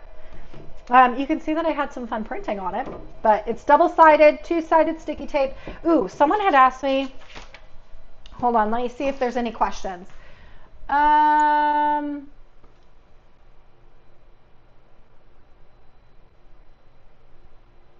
So let me see here. Leah, can we use those magnets to stabilize the material without a honeycomb? I don't think that there are anything that so I have,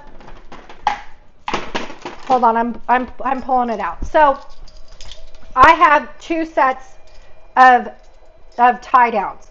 This one right here came with my P2. Like originally it came with a P2, and they're like clamps, right? Let me see here. Sometimes I don't go through things all the way, and there's nothing here. This is what all came with the M1 Ultra. I'm not entirely sure what this is for. Didn't ever read the directions, but I don't see that there's anything in here to like clamp things down.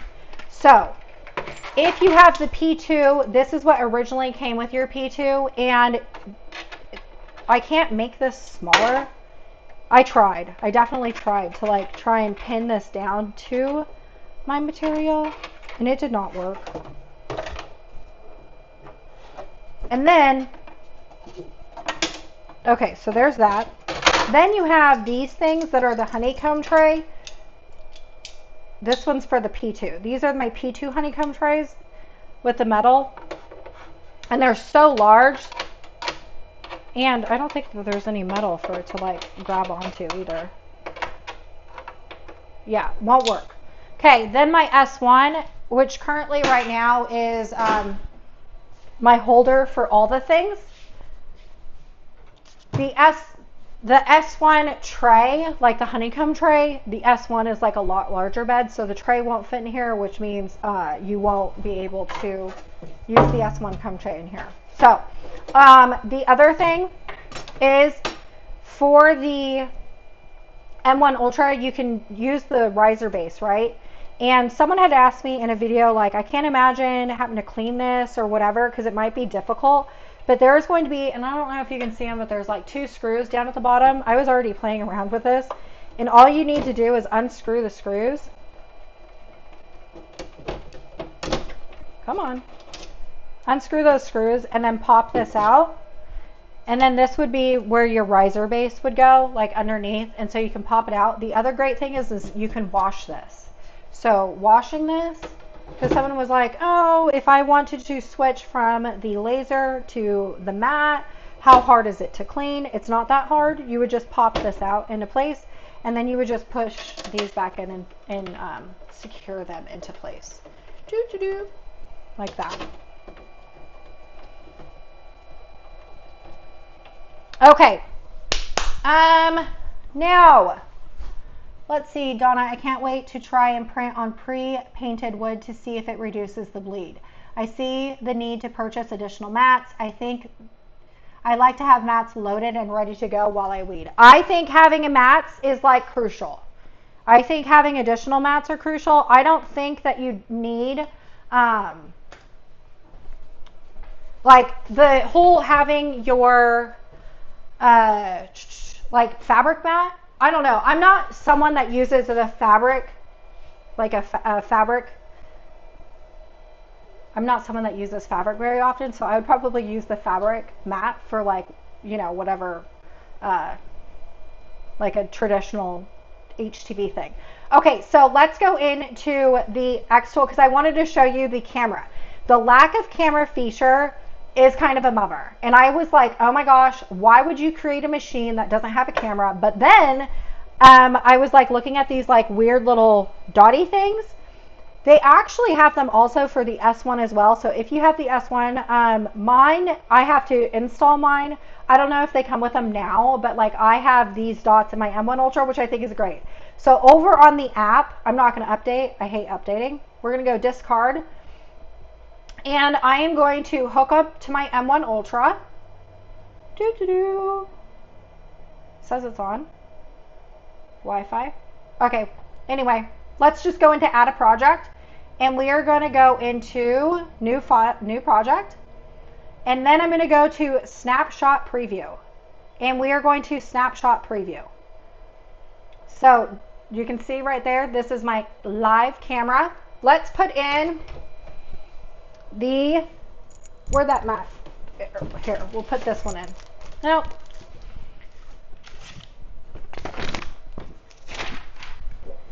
We'll put this blue one in. When you put the blue one in, or any mat, you want to put them into the inside corners, these like printed corners that are down here. So we're going to put it on there. Okay, now let's open this up. And you know what? I have not tried the fabric blade yet. So let's try this together. Let's do the fabric rotary tool. And what we want to do, let's go put this back on place so I don't lose my fingertips.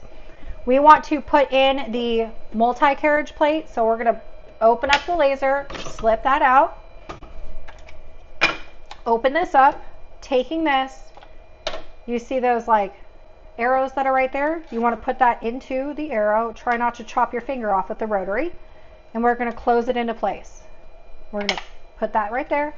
We're going to drop it into place and then lock in the head. So now it's locked into place. Okay, let me grab a piece of felt.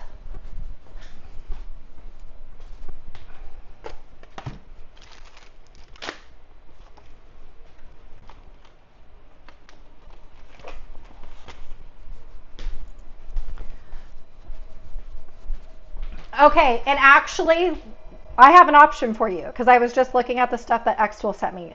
xTool sent me a piece of leather. It smells like real leather. So xTool sent me a piece of leather. It's quite thick, or a piece of green felt. Which one would you rather me cut? Leather or felt? It smells like real leather, so we could do real leather. Let's see here.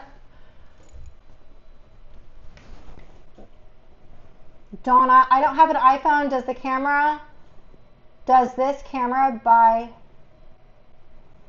the phone work for Androids? I do believe that the xTool app also works on Android. They are it is an Android thing.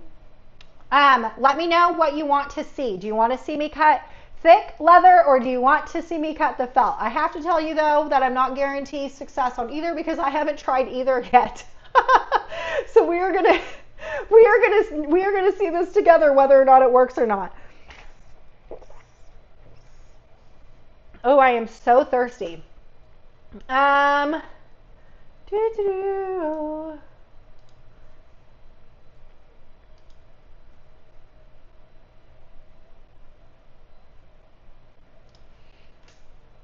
Okay. No one wants to tell me. No one wants to tell me what you want to see. Oh my gosh. Let me go and grab this link. Okay. So this right here, oh, leather. Okay. This right here, Donna, that link that I just put in the chat, that right there is the bow file that I used for Creative Fabrica. Let's see here. Leather. Do you want the pink mat for fabric? Okay. Why would I don't understand. We're gonna do leather because we got two leathers, and I'm going to use Donna's suggestion, and we'll do the pink. We'll do the pink mat. I don't really want to dirty the pink mat, but we'll do the pink mat.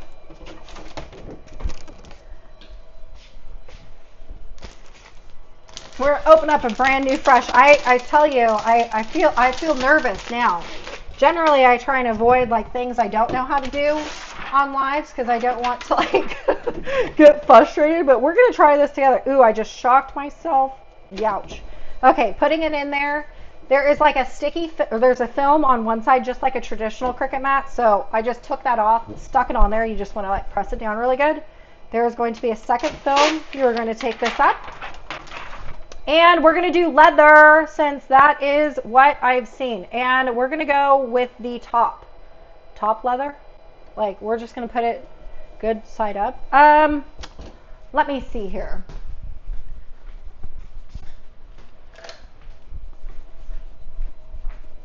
I don't know if this is necessary, but let's just roll this down into place just in case. All right. And so going back over into the your phone, see how you can see live preview. What you want to do is just take a picture of your mat. And what you want to do is keep like, here, let's go retake. I am going to kind of make it parallel to you're not going to be able to see it. I have to bring it far out because I want my camera to see those things. I don't know what they're called. Aiming things, dots on the side. So you want to make sure that your machine can see them. And then this is what it looks like after you press take. So this right here is what is my material. Yeah? Okay, you want to send this to computer. So now let's go over to the program. Okay, and at the program, let's just take this and we'll delete that. We don't need it anymore. At the program, you want to press this attain background. Then I don't know what my password is. I don't know what my password is.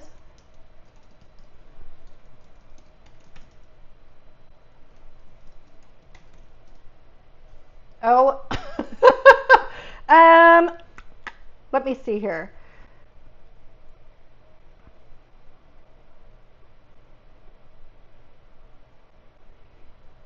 How hilarious. Leather, leather. I never liked the felt on the mat. Okay, we're doing leather, but I need to figure out what my password is. Okay, let's see if this works. Ooh, perfect. Okay, now that I'm here, what I'm going to do is on my phone, you're not going to be able to see it, but I have that thing. I just need to take a picture of the QR code. Okay, so when it did that, all of a sudden, what you see now on my computer screen is the piece of leather. So this is the live preview of what is in my xTool, which is great. Okay, now what I want to do is let's just make this easy for us, and we'll just do a square. And I'm going to make a square. Now, I don't want to make too big of a square because I don't want to waste on material. I'm just going to put this like over here on the bottom right.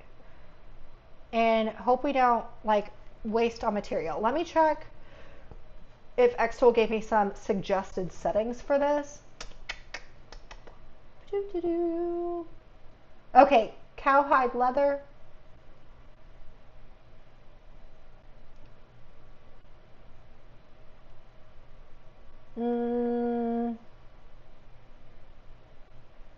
Tan embossed leather. Oi. Let's do 300. All right, we're going to change the settings over. We're going to click out of this. We're going to change the multi-processing. We don't want that. And we are going to come up to use the blade cut. Yeah, blade cut. Click on that. Now we're going to click on this shape that we created. We are going to go from fine point blade over to the rotary blade. We are going to change this over to 300 to 80 speed, and we're going to do this on a hope and a prayer. I just want you to know that I am not guaranteeing any of these settings because they don't really give me one at all. Mr. Gillard, the Android Creative app update came out on July 13th to work with the M1 Ultra for camera use. I keep getting booted out of YouTube. Internet is not happy with our heat index of 102. Donna, I'm so sorry, but the great thing is I am going to save this live so you'll be able to replay it when time comes for you.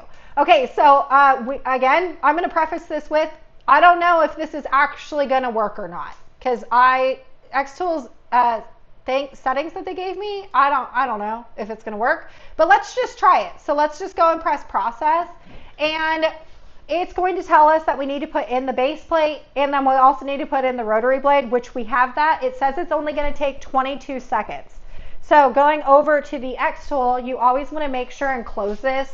Dang safety features, they make me close this before we press go. And then over at the program, all you want to do is press start.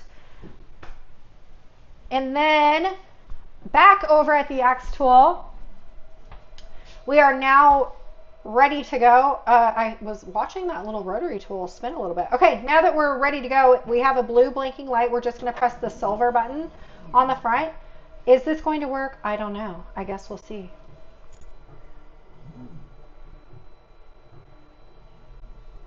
I don't think it's deep enough.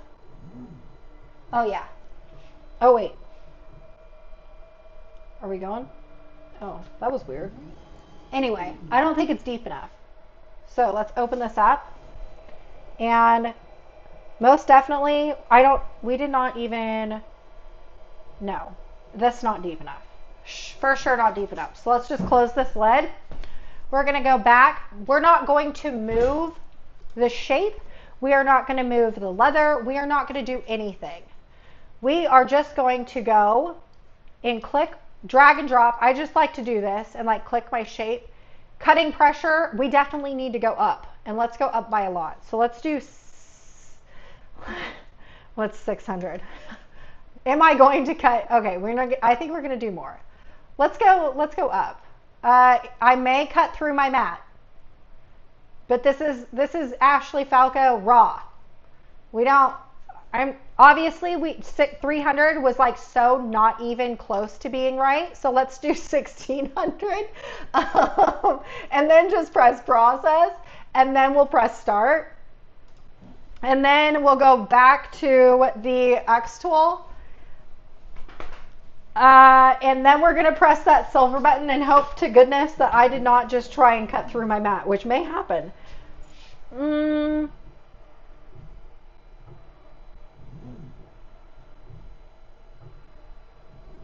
Oh, I think we could even go deeper. Let's see here. The cut lines, though, are good. Like, they look really good, but it's kind of crazy. All right, let's open this up. Okay, and before I take it off, yeah, no, we still could go deeper. We still can go deeper. Let's shut the lid. We'll try it again. Okay, so we'll exit this and press complete, and we'll hover over that rectangle again, and let's just go up to, let's do 2000 with 80 speed, and press process, and then press start. And we're going to hope that I don't cut through my mat again. Remember, we don't know what settings are good settings, but we're going to try them anyways.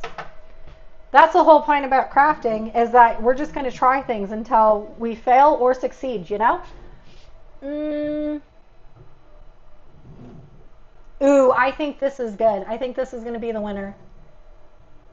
You honestly sometimes can tell if it, like you can watch the little blade thing like dip down.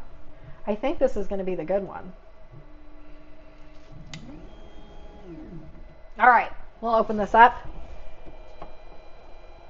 Aw, man. We're so close. Okay, fine. Same process.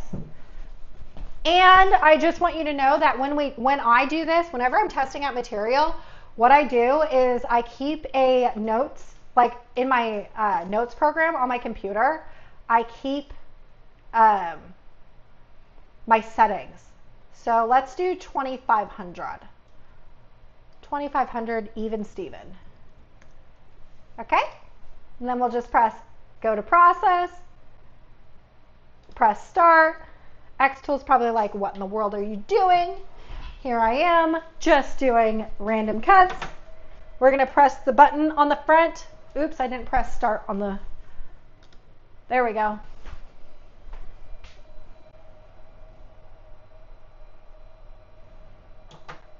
Come on.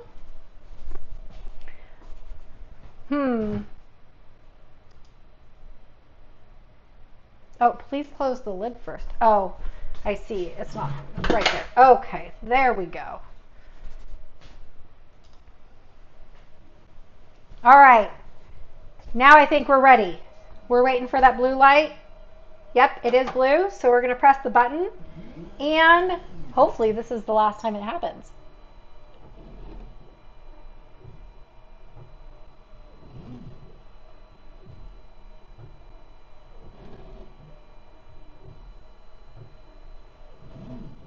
Okay, I don't remember how many times we've tested this cut settings. Maybe this is the 4th time, but hopefully this is the last one. All right, opening this up. Oh my gosh, this is like gnarly. It does not want to come out. How much longer do we have to do this? The invigorating, right? It's like so much fun. It will work. I should have just did this. Let's go here, and we're going to make this the 2800, and we're going to press go and press start. I should have just went with the deepest settings first. Okay, let's go press the button and hope it actually works this time, because Otherwise I think that you would probably have to use the laser. If this does not work on this, then I would say go switch to the laser. Have I cut this thick? I've cut regular leather on my laser, but this is like really thick stuff.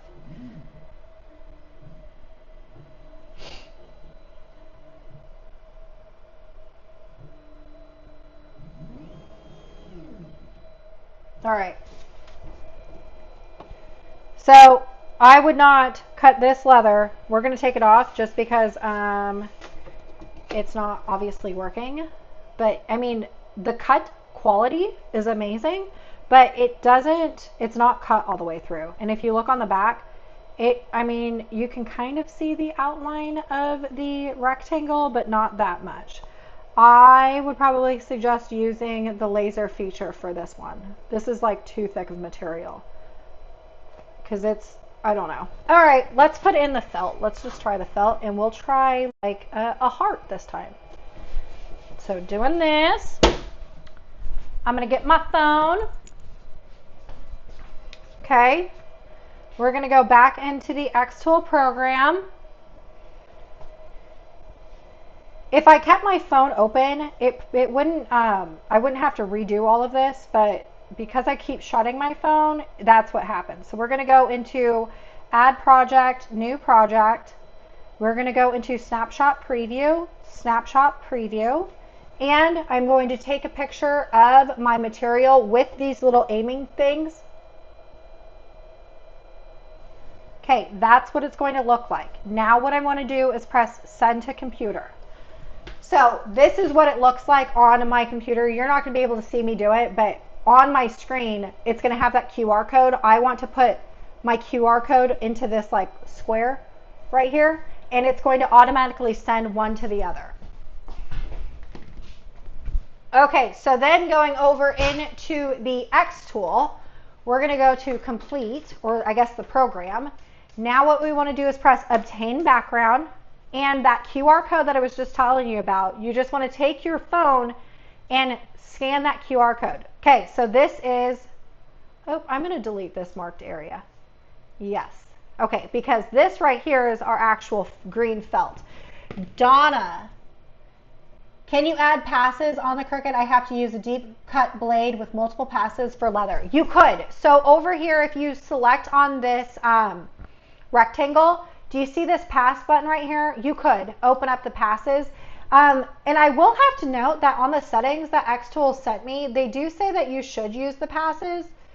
It says 5 passes. Is that true? I don't know. I never upped the passes.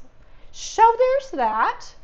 Let's go into, I'm looking for the settings for felt that they gave me. Felt, rotary, we'll do 1800. Whoa.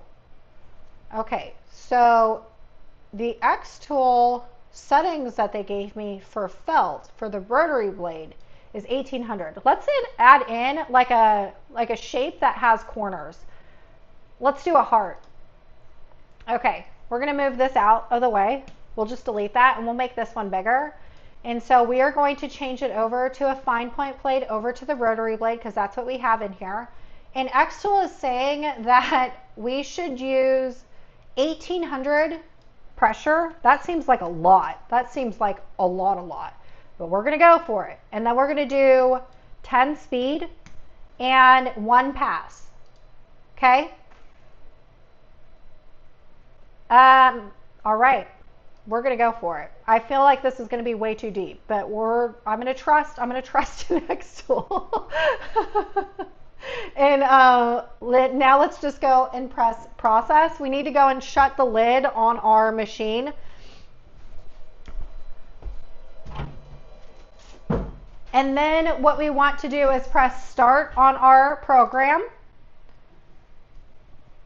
And then going back over into the xTool, we are just going to press that silver button at the front.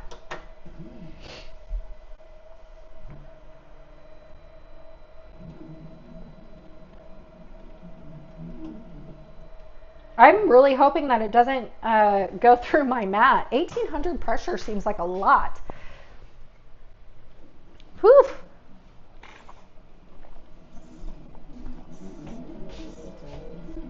Oh, do you hear it? It sounds like Wall-E. You know that Disney character? But it's going. Can you hear that?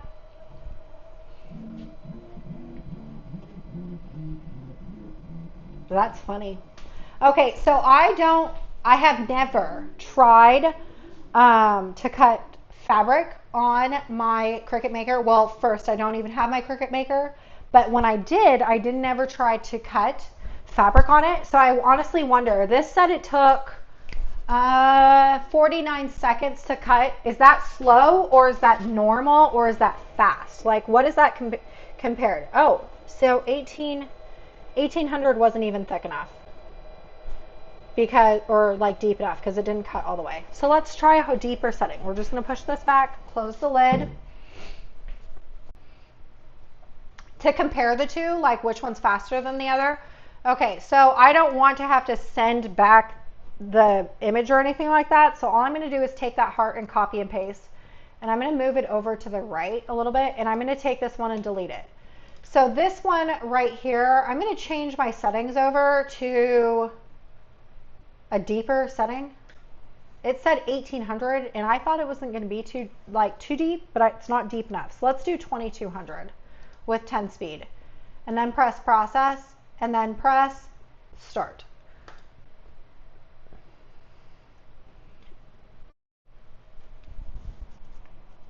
Okie dokie.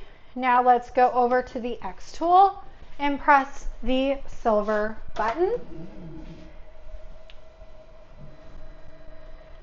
This is the not fun part about like learning a new machine, learning a new material, is that a lot of what you're going to be doing is testing out new settings for things just to get the correct settings. Now, I always say that the settings that I end up finding and using are good starting points for you. Your machine or the thickness of your material or what you're using may be different than mine. And so if my settings don't work, they're definitely good starter settings. But then when you go and move forward into cutting on your machine, if it doesn't work, then just adjust from there. Generally, it should be okay though. I know that xTool, what the settings they gave me for HTV, when I cut the HTV shirt, the shark shirt out, it was way too deep. Way too deep. Okay, we're going to open this up. Oh, we got a good cut. Look at that. And it barely cut on my mat. Like, I didn't get too much of a thing. I probably could go deeper. You see how, like, this right here, I probably could go a little bit deeper because I had a little bit of snag on the thing. But, like, just not bad. You want to see a rolled flower? Let's do a rolled flower. See how that works.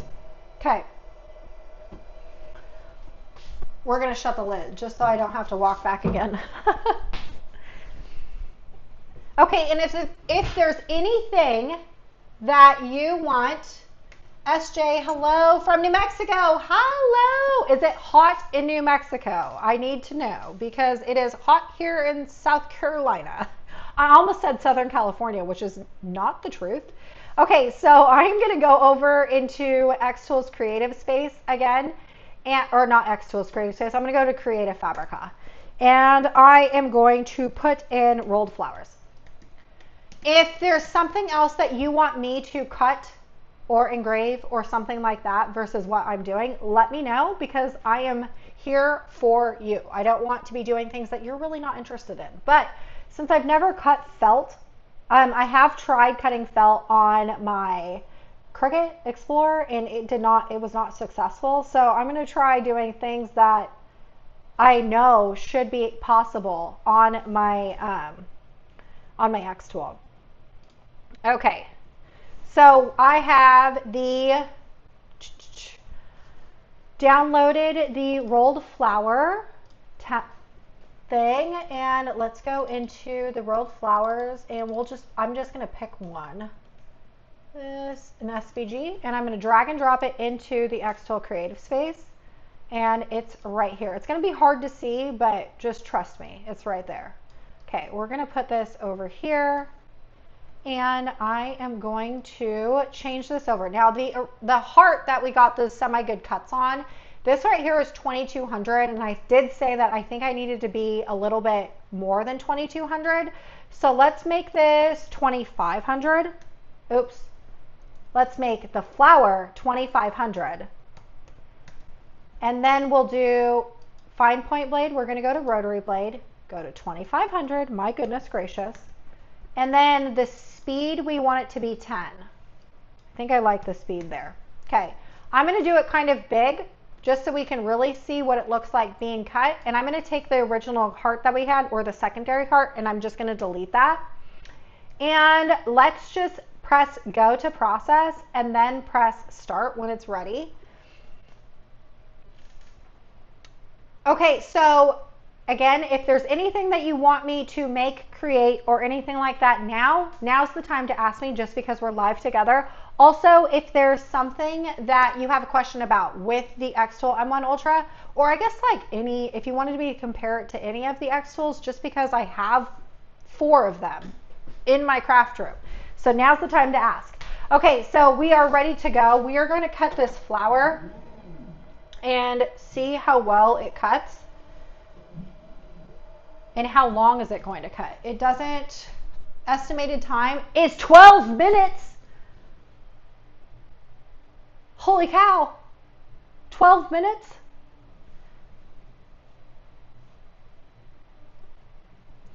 Is 12 minutes normal? I don't have the maker, so I don't know, but like, is 12 minutes normal cutting flowers? I need to know. Let me know. SJ, nice weather in southeast New Mexico, where I live. Southeast. Are you like up in the mountains? I know I've driven through New Mexico one time, and when we moved from Southern California over to Kentucky, we went through like a hill in New Mexico. I don't even know. And it was like the most gorgeous. I've only been in New Mexico one time, and I was driving through and I was like, oh my gosh, I want to come back. I don't even know where I was. So, but I need to know if 12 minutes is normal. If 12 minutes for to do a flower cutout is normal. I feel like it's not. It's not. If you had a 20 watt, using the rotary wouldn't be faster. So just know that if you had the rotary, if you had a 20 watt M1 Ultra and you were using the rotary, it wouldn't be faster. I could change the speed a little bit, but I didn't want to divert too much on the settings that they gave me, just because I don't want terrible cuts. You know what I mean? Okay. Close to Carlsbad Caverns. Ooh, my sister-in-law went to Carlsbad Caverns and she loved it there. She thought that it was absolutely gorgeous. Here in South Carolina, I'm in Myrtle Beach, and it feels like the devil's armpit. It is so hot and humid. Yesterday, it said it was 85 degrees, but with a heat index that it felt like 115 degrees. Straight up, it feels like that. And I haven't been outside yet. Let's see what the weather is right now, because I'm not for the sweating life. This morning when I came up in my craft room, because I don't turn my AC on in the craft room when I'm not up here, it was so hot, so hot. So right now it says that the temperature is 93 degrees, but it feels like 111. No, thank you. I'm not interested. Not happening. I don't want it. Okay, so let's go check the M1 Ultra to see what it's doing, how it's doing. I feel like it's going to take a long time, but the cuts look really good so far. Like, it's looking really good. Like, there's no snags, no tears. All right, may take forever, but it's working. It's working. It's looking good. So there's that. Okay, does anyone have any questions on the M1 Ultra? Or Do you have any questions on any of the other lasers, or do you have any questions, period, and a story about crafts or anything like that? Let me know, since we're going to be sitting around waiting. We're going to be waiting for the next 8 minutes. That's where we're at. We have 8 minutes left until it's done. That says estimated time. Estimated time is 8 minutes. Okay, was in Shelby, South Carolina a few months ago, and the weather was terrific. Okay, I just have to tell you, a few months ago, the weather wasn't bad here. But the second that it starts, like end of June, is like when the humidity picks up, and holy cannoli, the humidity is the worst. We used to live in Southern California over near San Diego. I don't know if anyone knows about it, but Temecula, where the winery is, the secondary winery, not Napa. Napa's up north, but in South Carolina, they have like a winery town called Temecula. That's where we used to live. And like, it was dry heat. So it was 115 degrees there and dry. And I was okay with that. It does not take 12 minutes on the maker to cut a rolled flower. How long does it take? Please, please let me know, because I feel like, I mean, we can adjust the settings. So that's the thing, is like, I always say that about my cut settings. Like, my settings that I use that I find to be good are great starter points. If it were me, and if you're telling me that it doesn't take 12 minutes to cut a rolled flower on the maker, then I would continue adjusting my settings, and I would like adjust the speed, because we could adjust the speed. I mean, if you go back over into the xTool program, and we can just minimize this, we can select this flower, and you can adjust the speed. And we, like, if you notice this like little circle thing, we are down here at the very like smallest portion. We could go all the way up. Let's go all the way up to 100 speed. How fast that is, I have no idea. I have no idea how fast that is. I've never tried. Brand new machine, so I don't know. But like, we could try. It doesn't ever hurt to try. But you know, I don't. So if what you're telling me is the Cricut Maker is faster, like it doesn't take 12 minutes to cut, what I would do is start testing your settings. And I've tried, because I had the M1. The original M1. I didn't use it very often, but I did try like cutting felt on the M1. And what I did was I took like the cut settings of like the Cricut, and I tried to like copy and paste them over to the M1, and their settings are two different settings. So I wouldn't even use Cricut settings to be like your apples to apples. I don't even know. The bummer part about having a new machine and learning new materials is that for the first little bit, you're going to be testing out settings until they're perfect for you. That's my opinion. I'm thinking the rotary blade may take longer than using the fine point blade. I think the rotary tool would take longer in the Cricut too. Yeah, see, I have never been huge on fabric crafts. So when I first initially got my Cricut Maker, the only reason why I got the Cricut Maker was because they said that you could do better print and cuts, like on darker papers and stuff like that, because the LED light was better. That's the reason why I got the Cricut Maker.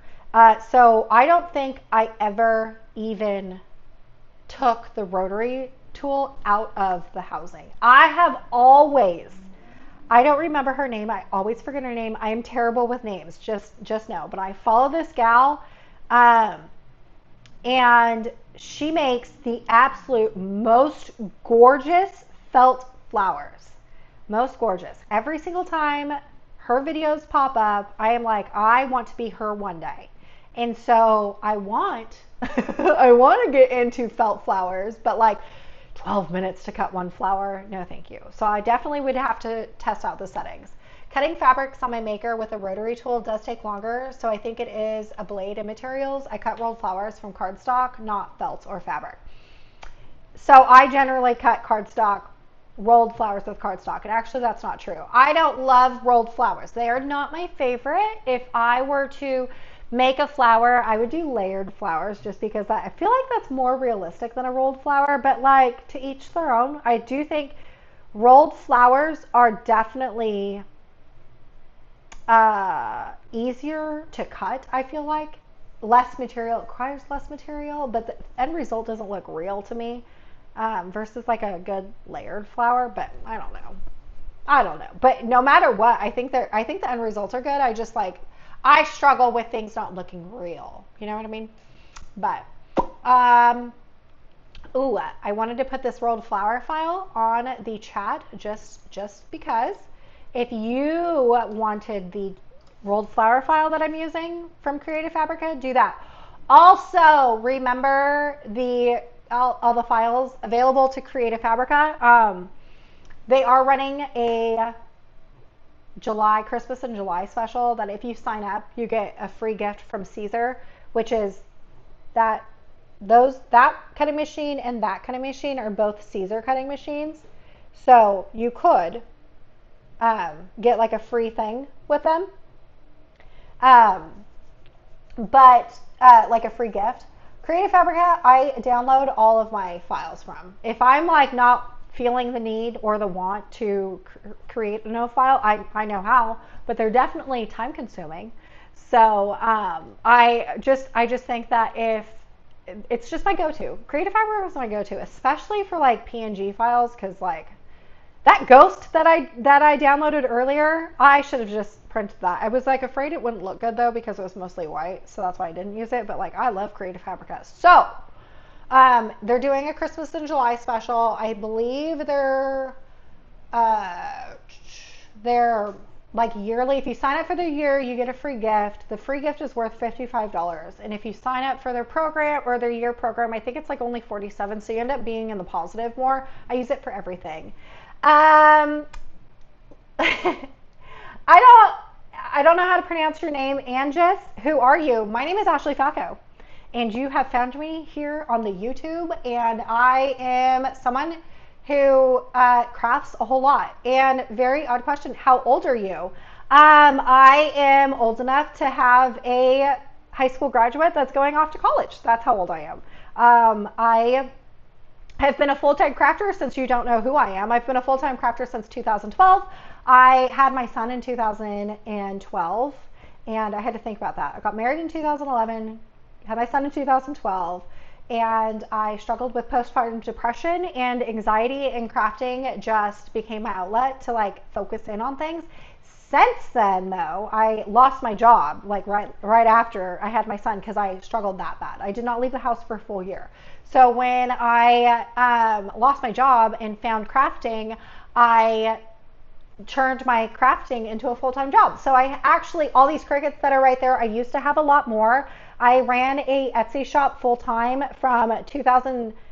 I opened it up in 2012, in November 2012, and I just put it on vacation mode in April of this year. And I made six figures year after year, over multiple six figures over on Etsy, selling cardstock. I also own my own cardstock company. In 2020, Michaels put out my wholesale cardstock company, put them out of business. And at that point in time, I was doing a lot of orders, and I needed cardstock. So I created my own cardstock company, so I could continue creating items because it was the only wholesale company in the United States. And so I am like a scorned ex-girlfriend, and I created my own cardstock company where I sell all of my cardstock at wholesale pricing for everyone, which is great. And now I am a full-time content creator. That's just who I am. So that is just like a little rundown of who I am.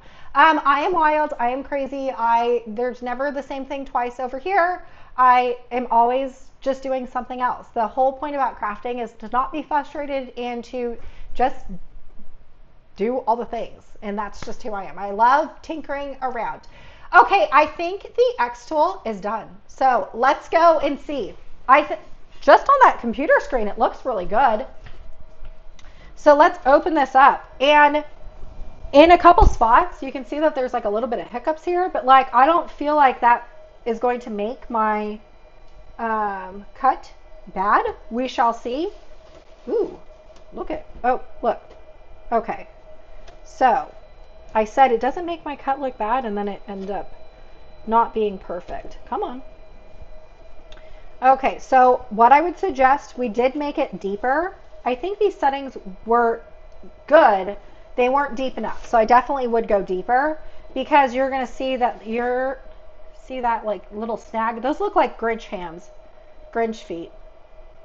I would go with a deeper setting, but for the most part, all the rest of these cuts were like really good.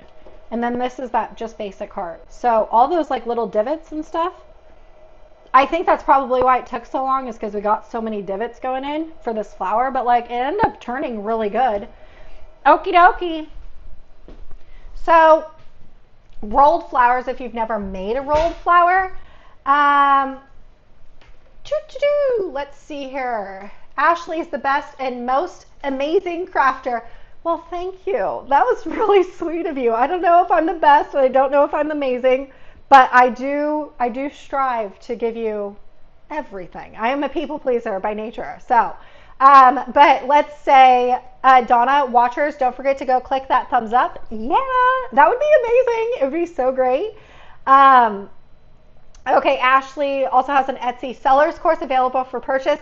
I do. So Donna is correct. I did forget to mention that when I launched my full-time, my Etsy selling course, I actually closed my Etsy shop down just so I could focus more on the people that purchased the course, because I have made enough money on Etsy, and I have made a lot of money on Etsy, and I want other people to make money on Etsy, because I firmly believe that being your own boss is so much fun. It is absolutely so much fun. I have had a blast. It is amazing what I have been able to accomplish as a mom and as a wife and as myself and everything else like that, watching my business grow. It has just been bananas. It's been so much fun. I'm so proud of it. You have no idea how proud of my success, my personal, my career, I did it all by myself. It's been amazing. Okay, so anyways, going back over into a rolled flower. If you've never made a rolled flower, all you do is like, I don't want to unhook it because I've done a lot of work here, but you have this rolled flower, right? You want to start at the outside edge, which is like the smaller edge. This is going to look gigantic because I cut it really big because I wanted to see like how well it cut. But we are going to just roll this and roll this and roll this. Now, if I had my hot glue gun turned on, which I don't have my hot glue gun. What you do is you would get to the very end like this. You would put a little bit of hot glue right here, and you would bloop it down to the base of your flower. So this is like what it's going to look like. And then you would kind of like let this go a little bit. Kind of want to unravel it. Oh my gosh. Anyways, it's not going to look cute because I didn't glue it, and it's green. Hello. This kind of looks like lettuce. But okay. So then all you would do if it was glued down is you would just like fold them over, and it would end up looking like a rolled flower. Kind of like, I don't have something in my craft room that is a rolled flower to show you. I don't have anything in my craft room that is a rolled flower because I don't generally like doing rolled flowers. The only thing I do have is this like back to school thing, and oh my word, I did it. It's actually a video, like a past video that we did together, and I put a vinyl over the top of it. It's a rolled flower pencil, teacher pencil thing, and I put vinyl over the top of it, and it took away everything of the rolled flower, so you can't even see it. That's the only thing that I have in here that's rolled flower. Everything else that I have in here is all layers of flowers because I love the layered look. Okay, is there anything? Hi Lynn, how are you? I hope you are having a fabulous Monday. I really do. Hope you have a fabulous Monday. It's a great start to a work week. I love Mondays. Mondays just give me, I know I'm a rare breed. I don't know a lot of people that love Mondays as much as me, but I love Mondays. Okay, so before I'm essentially done. I've spieled to you about everything, about I was going to say the S1, the M1 Ultra. We've gone through a little bit of the program. Ooh, there is one last thing that I want to show you, and then I'm done. But if you have questions, if you want me to make anything, to try anything out, to do anything, you let me know, because before I go, I want to help you out, because That's what I'm here for, is to help you out. But I wanted to show you this one thing because I think it's the coolest thing. All right, when you were over in the xTool program, when you're over in the xTool program,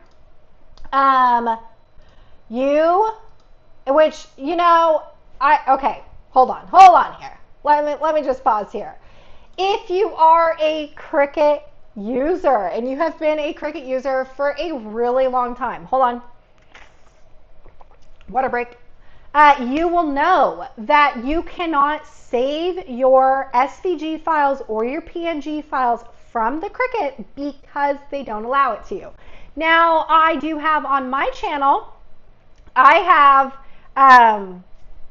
have videos of how to export your SVG files and your PNG files from Cricut.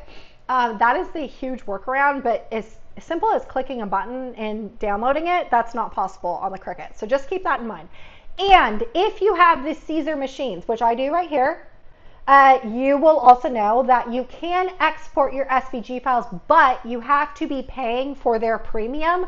I don't know what their premium is, but you have to pay for that service in order to do it. Now, if you have the Silhouette program, you can save your SVG files if you have the Silhouette Business Edition, which is $100. I mean, if you're going to be a crafter, like a full-time crafter, and you're going to be using it to like create your own files and stuff like that, obviously I would suggest upgrading it if you're using a Caesar.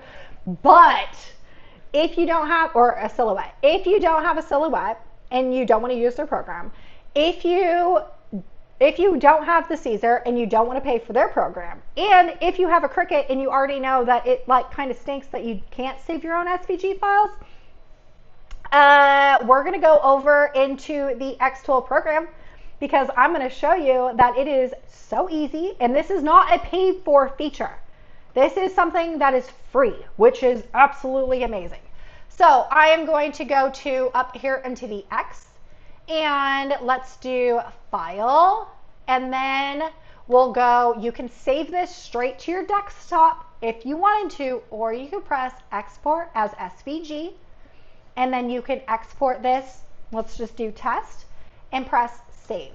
And this just saved as an SVG file. So you don't have to pay for a service in order to save your SVG files, which is amazing because every other program you have to pay for something.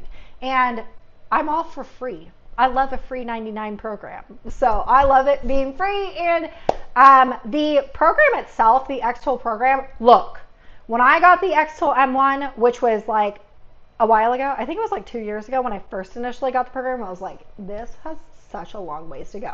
But it was like a brand new company. They only had the D1, then they came out with the M1, and it was like fairly, it was like in the infant area. There wasn't a whole lot going on here. But like, I love the xTool program. I mean, it's not perfect by any means. Don't let me sit here and try and convince you that it is perfect because it's not. But like, let's drag this over here and we'll move this over here just so I can show you. So like in the Cricut program, the one thing that I don't love about the Cricut program is that like, let's say that I wanted to like manipulate this design a little bit. All you need to do is press like edit node, and do you see all these like little dots at right here? Let's just say I wanted to get rid of this like bottom thing. Let's just select these little nodes and press delete, and then we'll move this. Okay, now let's just press done. Look, I just got rid of that small little, here we go, this is after, and this is before.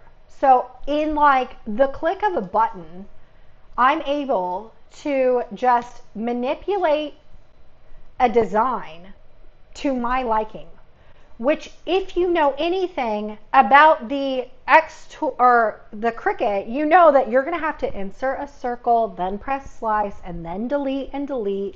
Sometimes it's not that easy, especially if you're trying to get into like the inside portions.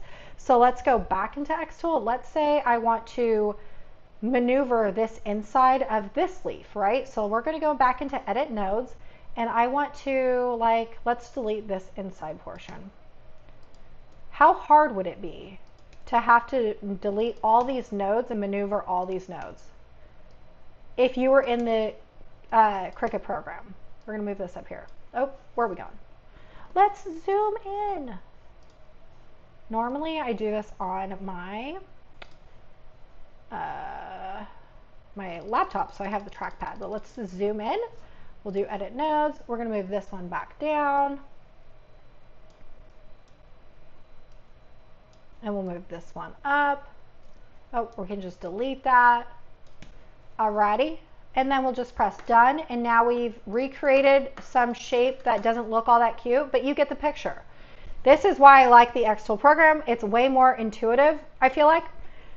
We get a lot more features and it's free, which is great. So xTool or Cricut Design Space, if you pay for access, it's, I don't know, it's like $99 a year or like $10 a month or something like that. xTool is free, and it has been free. It's been free since I've been an xTool user like 2 years ago. You would have to look back like through all of my videos to see when I think it was like 2 years that I got the xTool M1. XCS is incredibly easy to use and I love it. It really is. It really is. The only difference is, and a lot of people get hung up on this, and especially me, and this is why I only say that is because if you have been a Cricut user for a really long time, this will make sense to you. So let's say that you're creating a banner and you have happy birthday, which is 13 letters, right? HAPPY, BIRTHDAY, which is 13 letters.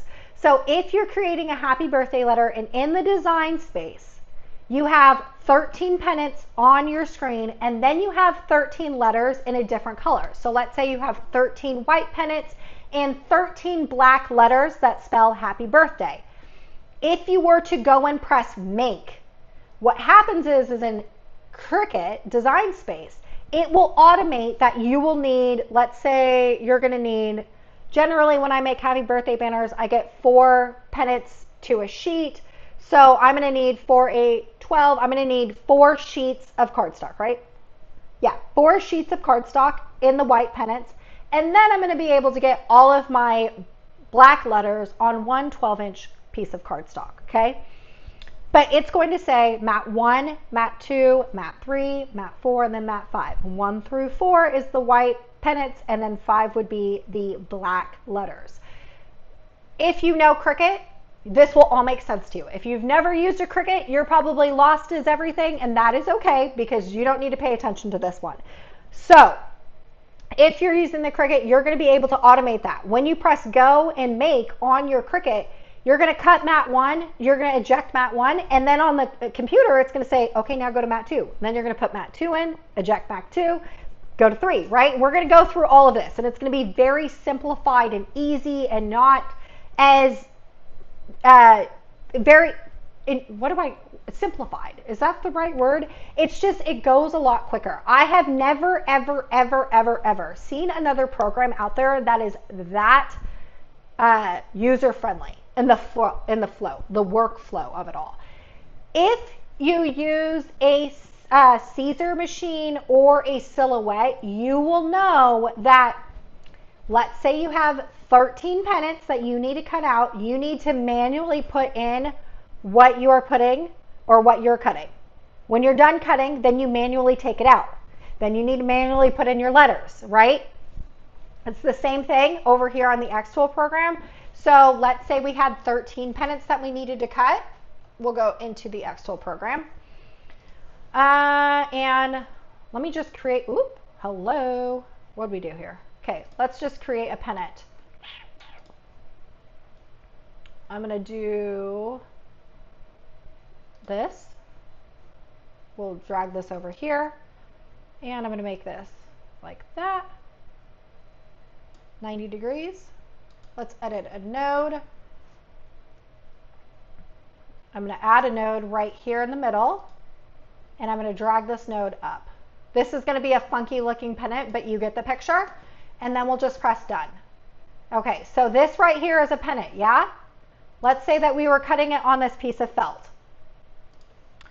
And we're going to do 13 of them, right? 13 happy birthday to spell happy birthday. Okay? We're going to make these, come on. We're gonna make 4 of these fit on this one piece of felt. Now, obviously, my felt is cut up now, so this isn't, I'm not gonna cut this out just to show you. Okay, so let's say that you needed 13 pennants. What you need to do is you need to cut this out, and you need to cut it out 4 times. Then what you need to do is take these and move these out of the way, and then put in your letters and arrange your letters like you would, like what it would look like on Happy Cricket, happy birthday, happy birthday. So then you would arrange these onto your mat, and then you would cut these out. So whereas the cricket is more of a intuitive thing. You could have it all in the design thing. Once you press make, it takes it and it auto formulates everything for you. It's not like that. And if you're used to using a silhouette or a Caesar, it won't be anything different for you. But if you have always been a Cricut user, that is going to be the one thing that's going to be like, that's not that. It's the hang up for most users that have been a long time Cricut user. Okay, Donna, I do have a question. Have you opened up any of your other xTool projects from S1 or P2, opening them in the M1 Ultra? Does it work but need to change the settings? Okay, let me see here. Let's go into the xTool program, and I am going to, let's see, we're going to find one of my xTool things. We're going to go over here into the we're going to go into File, and we're going to Open Project. And here's my xTool files. Okay, so this BrewMate lid topper is one that I cut out on my P2. So specifically, I use this on my P2. So then I would just press open. It's going to open up a brand new page. And right now it says P2 up here. What I want to do is click that P2, and I'm going to change it over to the M1 Ultra. It says the device to be switched to differs from that in the project file. The device to be switched to differs. There's a spelling error. From that in the project file, the settings of the processing mode, material, and other parameters may be changed. Are you sure you want to? Yeah, let's switch. Okay, this right here is the same size. Yep, 2.5. This is the same size as what I would cut on my P2. Obviously, at this point, what you would need to do is change the power and speed over to cut this out. I generally cut this out on acrylic.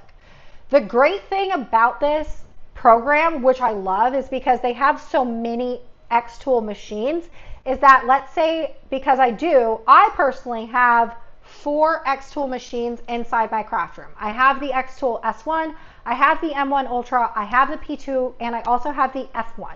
Let's say that I was cutting acrylic on my P2, and I also wanted to engrave metal on my F1. All you would have to do is come up here into this little plus sign.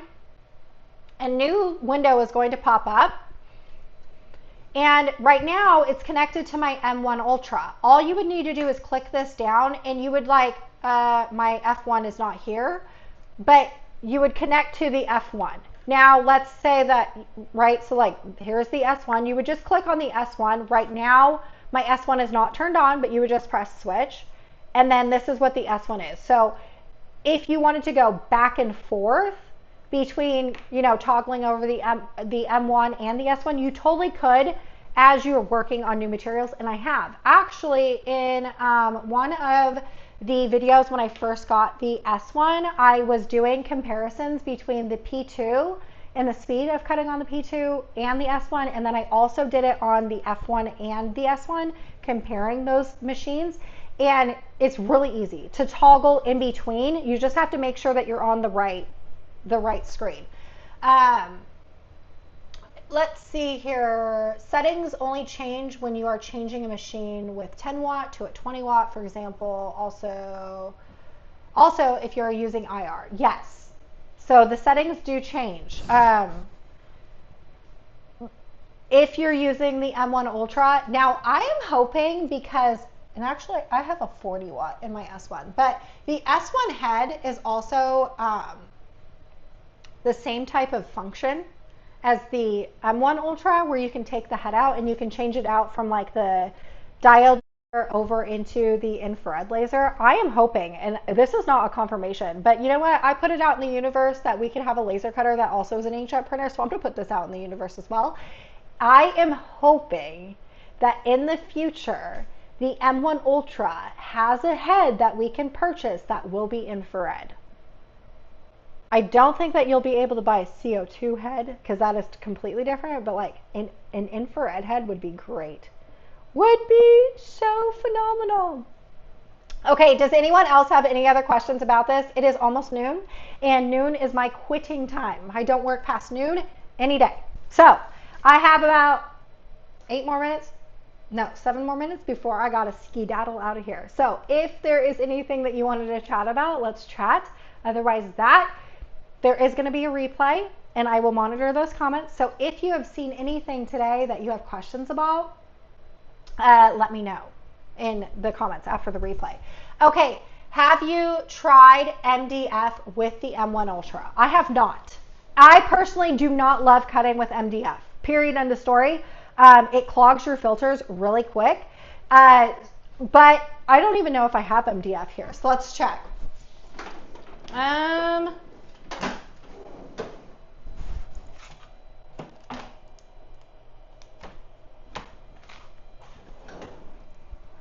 Hold on.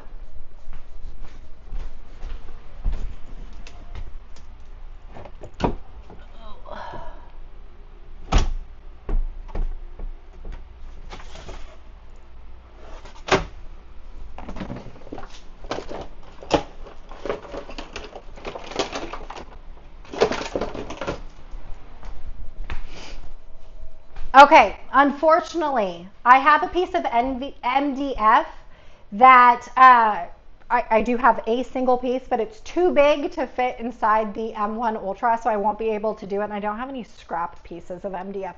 I personally do not love using MDF. I don't like, it's not that I don't love using it, it's that I don't love cutting on it because it is a pain in the butt it just gets messy, and the sawdust that happens, and it's just insane. I don't love using it. So that's why I only have one piece. And I think I've had that for a long time.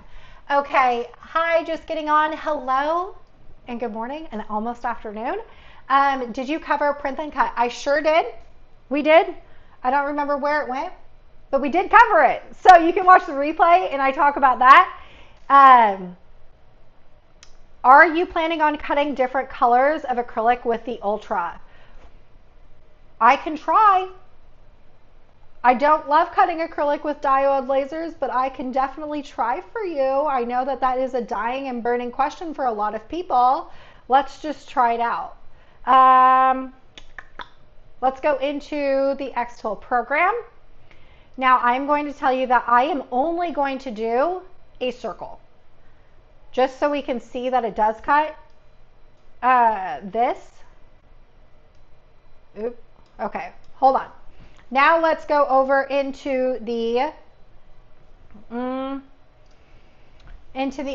because we need to set it up. So this is what the M1 looks like currently, just because I was using the Rotary attachment. Now I did say that I don't love cutting acrylic on the M1 Ultra or on the diode lasers. The reason for that is because I have a CO2 laser and the cuts quality on acrylic over there is like so much better than on a diode laser. So I always just initially just try and cut on my CO2 lasers. But if you don't have any other options, please note that, and I covered this earlier, but let's just cover it again. The M1 Ultra is a diode laser. What that means is it's a blue light laser, and to not get too technical with you, blue light lasers and can't cut all acrylics. They only can cut some acrylics. So be mindful of the colors that you can create or that you can cut. I just inserted the 10 watt laser head in here. I have the 10 watt.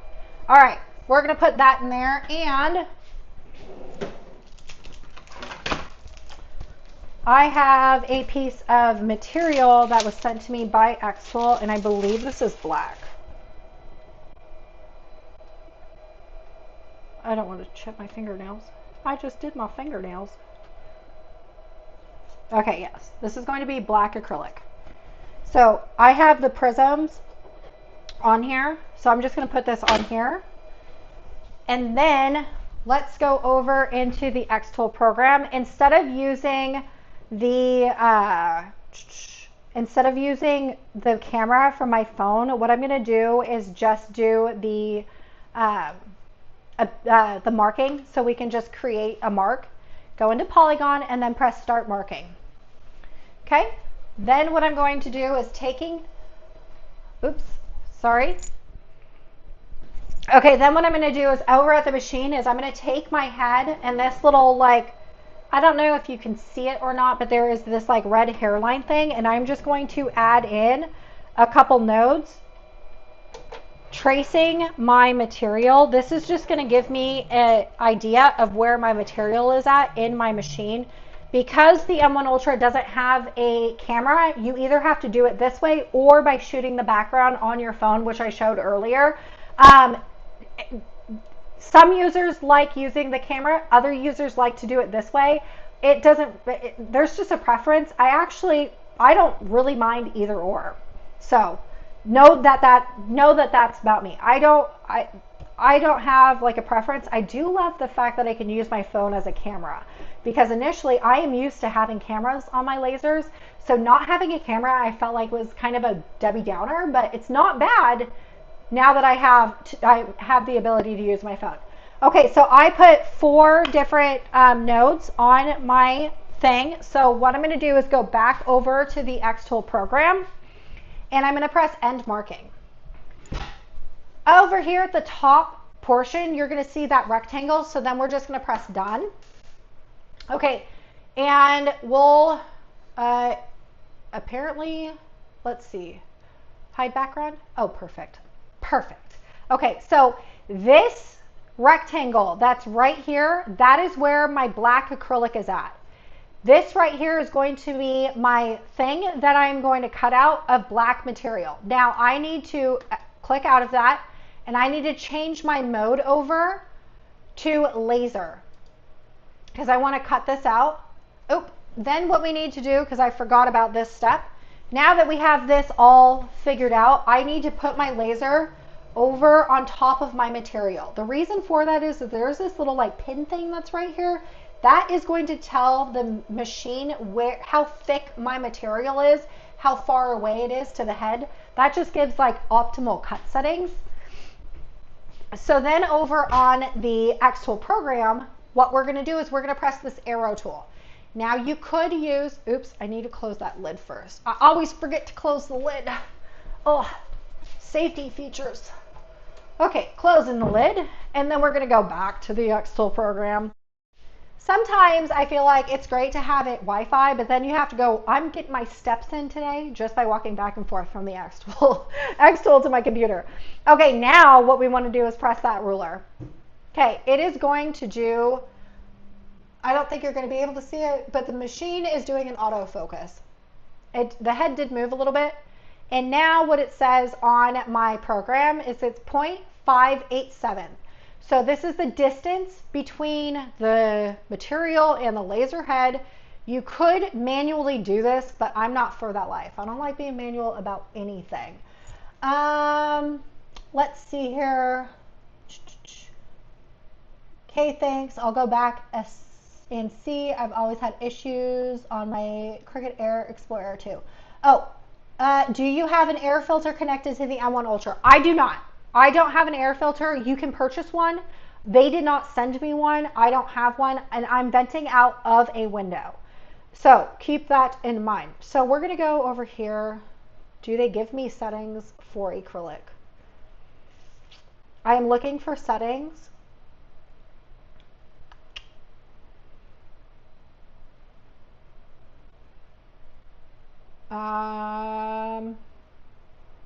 You know?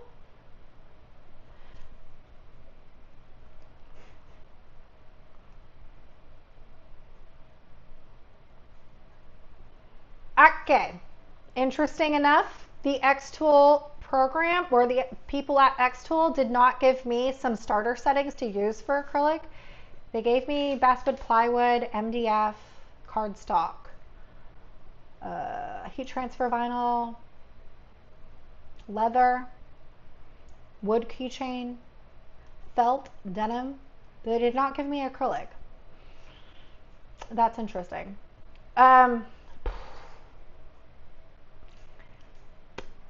Acrylic is flammable.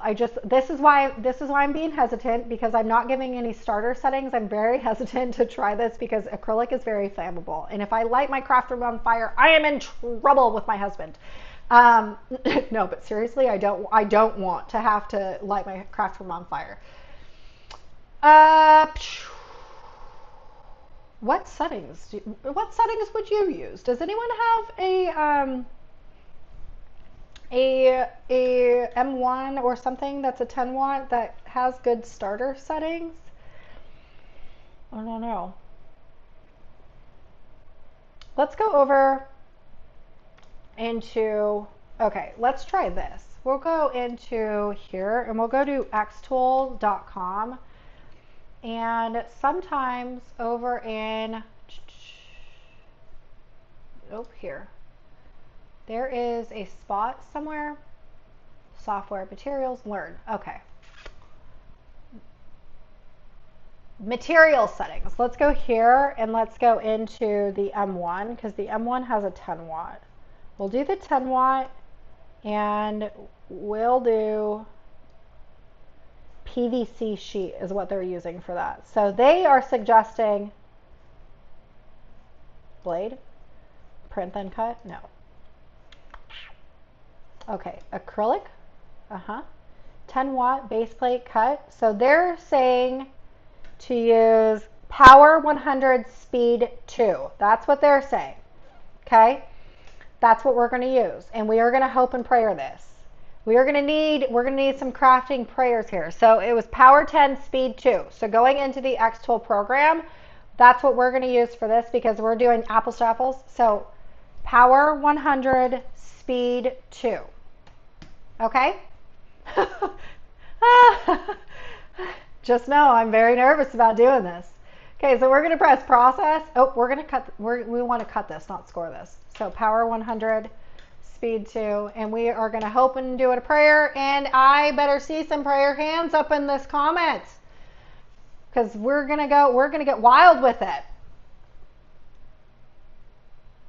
Okay, press process. The element should be placed. Oh, okay, so this one right here, it said that there was an element. If I go to press process, you will see right here it says the element is placed out of the processing area. It's this Y that's right here, so let's just drag this up. Okay, so now there's nothing left in my white circle or white square besides my oval, and we'll just press process. And now we're here, and now we're gonna press start. Thank you, SJ, for them praying hands. Oh my gosh. All right. Okay. Are we ready? I'm venting out. I have a blue light. There is, before we keep going further, there is there? There is on the back of the S1. Okay, so there is not a holy crap stop, there's a fire button on this. I thought there was, but there's not. However, if there is any sort of flame or anything like that, I'm just going to press the silver button at the front of my machine. Are you ready? Oh my word. Okay, go.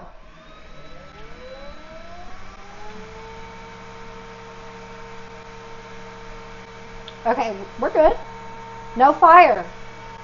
No fire. Woo woo! Hallelujah. I was afraid.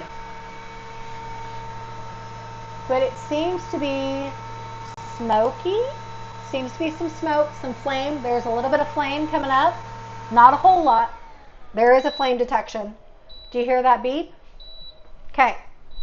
This is a safety feature that is on the xTool, and it says flame detection. So you can see on here, it says, oops, a flame is detected. Oh my gosh. We can press false alarm if we want to. Do you think that we should?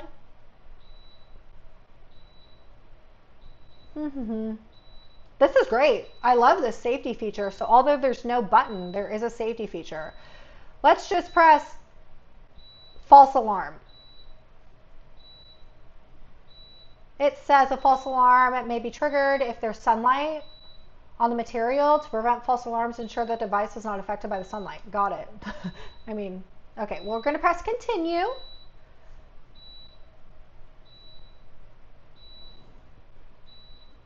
And then I don't know why it's still beeping. Because it's like we don't want to move. Okay, there we go. Ready and go.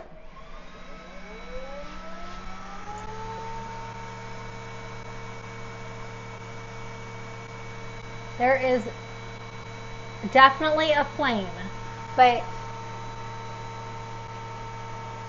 it's not large. We're not on fire, which is great. I would suggest, I do know a crafter who had a fire using acrylic, which is why so many crafters are very hesitant to use acrylic, because acrylic is very flammable. It is a flammable item. When you cut it, you have to be monitoring it, because this right here will melt, start a fire, and it's insane. So that's why a lot of crafters are like, you know what, I don't even want to cut acrylic, because I'm not in for the excitement or the stress of cutting acrylic. So that's why I'm like, you know what, acrylic's not for everyone. That makes sense. Okay, but I would have to tell you that I do know a crafter, firsthand knowledge. She messaged me and was freaking out. I saw pictures of her craft room. I saw pictures of her diode laser. She was using the original M1, and she had a fire in her craft room cutting acrylic, and it was insane. She's okay. Her house is okay, but she took that machine and threw it out the window because it was on fire. So you will see that on here, you could probably see it through the orange screen. You can see the charring that's happening. My settings are clearly not correct. These would not be like correct settings. We're going to wait for the fan to quit fanning before we take it out.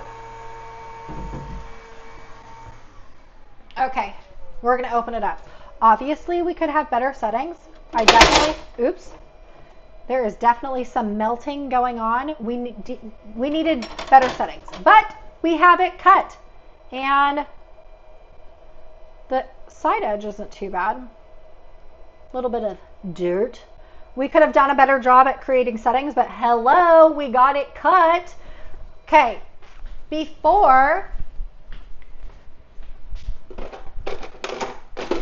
just to see, because I'm always curious, sometimes when I am cutting on acrylic with the diode laser, test grids. Donna, it would have been amazing had I seen this whole test grid thing, because I love test grids. Test grids is amazing, especially for something like this. Doing a test grid would be great, and that function on the xTool is amazing, but for whatever reason, I totally forgot using it. You should let xTool know about these settings. The speed is too slow. Maybe that's why you're getting the fire thing. Probably. Do I have an extinguisher nearby? I do not, and don't say anything to my husband, because he's been trying to buy me an extinguisher and I keep telling him no. He doesn't watch my videos, so he won't ever know the fact that we were just sitting here hoping and praying that I did not catch a fire up in here. Nobody tell him. Don't tell him. Don't do it. Resist the urge. Okay? I like being wild up here. But, okay, so this is what it looks like without, yeah, the air assist is the best for this. So this is like where the air assist would come in place. The air assist would take away the fire or the soot that's from it. I don't have the air assist. And I'm unsure, like, is the air assist the same as I have the air assist for the S1. Can I use that for the M1 Ultra? I'm not entirely sure. No one's told me otherwise, so I'm just going to say, I don't know. But, okay, this is what it looks like cut. Sometimes when you use a diode laser, you'll get like a weird frostiness, which I don't know if it's going to be able to pick it up on this, but like, Oh, okay, right there. Do you see this? Do you see that right there? That is like melted acrylic. So this is the back side where it got like really gross, but you can see how it kind of melted a little bit. So again, when it comes to cutting acrylic, I just don't cut acrylic on my diode lasers, any diode. I don't cut acrylic on my F1. I don't cut acrylic on the D1. I don't cut acrylic on the S1. I don't cut acrylic on the M1 Ultra. Because I have the P2. The P2 is a CO2. So I use the P2 to cut all acrylics, and it's faster anyways. So there's that. But if you were in a pinch and you only had a diode laser, you could. It clearly cut. Looks like a decent cut. They do make acrylics that are more diode friendly. So that's the thing, is like the diode lasers, like you can't do clear and you can't do mirror. You can do a slew of other colors, but like the most popular ones are the clear and the mirror. And so that's why I'm always like, meh. You know, when people ask me, I'm like, what are you trying to cut? Because if it's clear or mirror, you can't.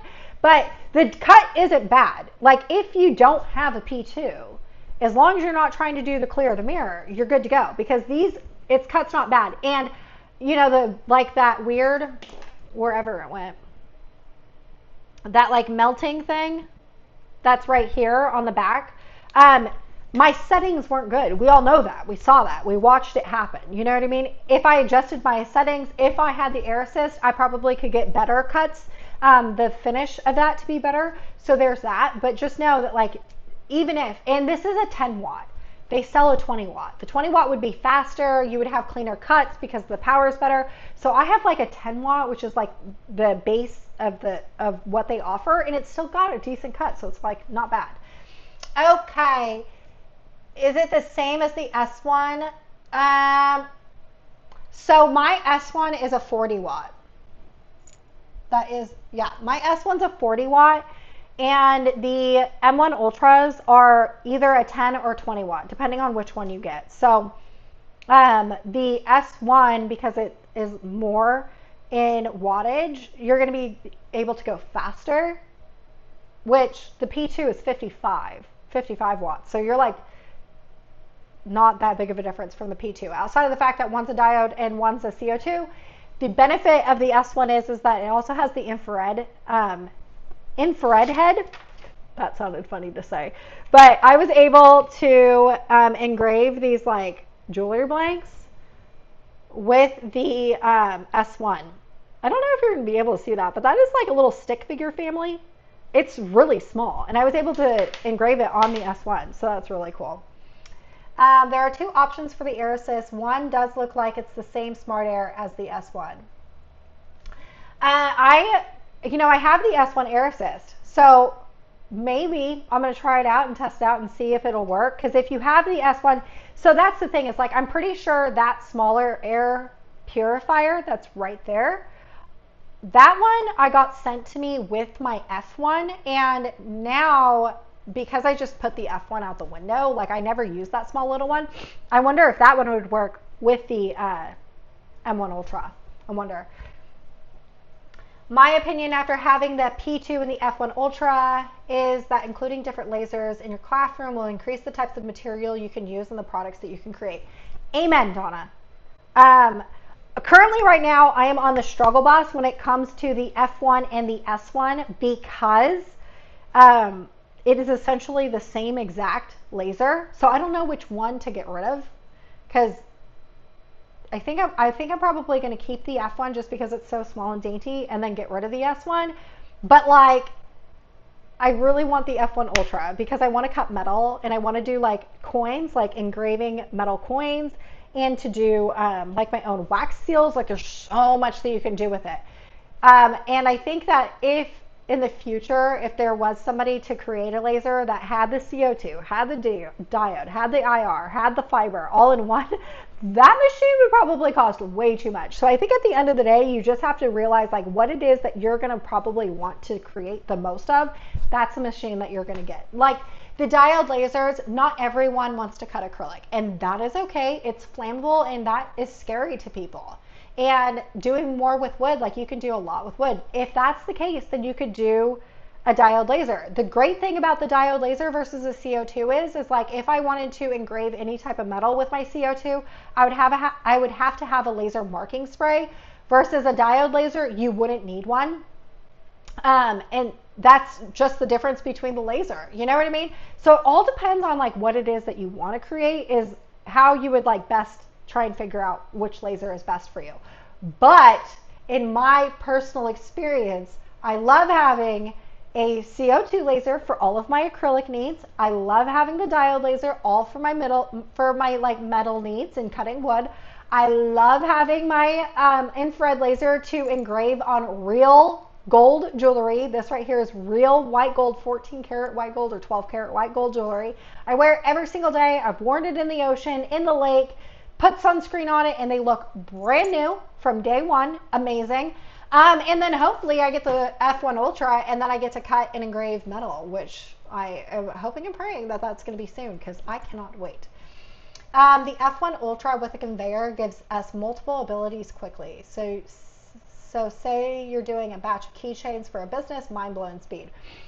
They also have the conveyor for just the F1, the original F1. I don't have that. I always thought like it was fast anyways. Like I was doing coasters for Christmas, like slate coasters. I'd put in one and it would engrave and I put in another one and all you have to do is just press that button, just keep going. I don't know. I didn't have the conveyor and I didn't feel the need to have the conveyor. It wasn't like something that I was like, felt like I was missing. But for me, the one thing that I do suggest for everyone, especially like when it comes to like if you're buying a new machine, is if you're buying a new machine and let's say there's an option for more wattage with this accessory, all these accessories, I would just go with the most amount of accessories and the most amount of wattage. That's where I'd go. I'd go straight there because you're going to get your machine, just like what I have here. You're going to get your machine and you're going to say, oh, because I already have the rotary accessory because I have the other machines. I cannot do the rotary because I don't have the riser base. So I kind of wish I had the riser base. And then you're going to be like coming back later and you're going to have to purchase the riser base separately. And that's going to be more expensive than if you just bought it as like a whole kit when you first purchased the machine. And then the great thing is like, let's say you get your machine and you're like, you know what? I never want to do a rotary. Then you can sell that part. You know what I mean? Does that make sense? That's how I would look at it. So I would always just suggest just buying it straight up just so you don't have to spend more later because it will be more expensive. Okay, I hope xTool comes out with a pass-through and auto feed table for the M1 Ultra. Okay, Mr. Gillard, I have to tell you, this is not something that is like a confirmed thing. However, I did see it. And it was from xTool. So I would say that this is fairly accurate. The M1 Ultra is considered a certain type of laser type, like class 1, class A, something like that. There's some type of classification with the M1 Ultra. Because of that, they said that they would not have the conveyor feeder or the pass-through slot because it's a certain type of class laser. Now, I wish I would have taken a screenshot of this because I saw it and I don't remember where I saw it, but I have a photographic memory and I definitely remember reading this. So I know that this is exactly what it is. But I don't remember who said it or what, but it did come from an xTool branded account that said that that won't be happening because of the laser status or class or whatever. So don't hold your breath. Don't hold your breath on that. I was hoping they would.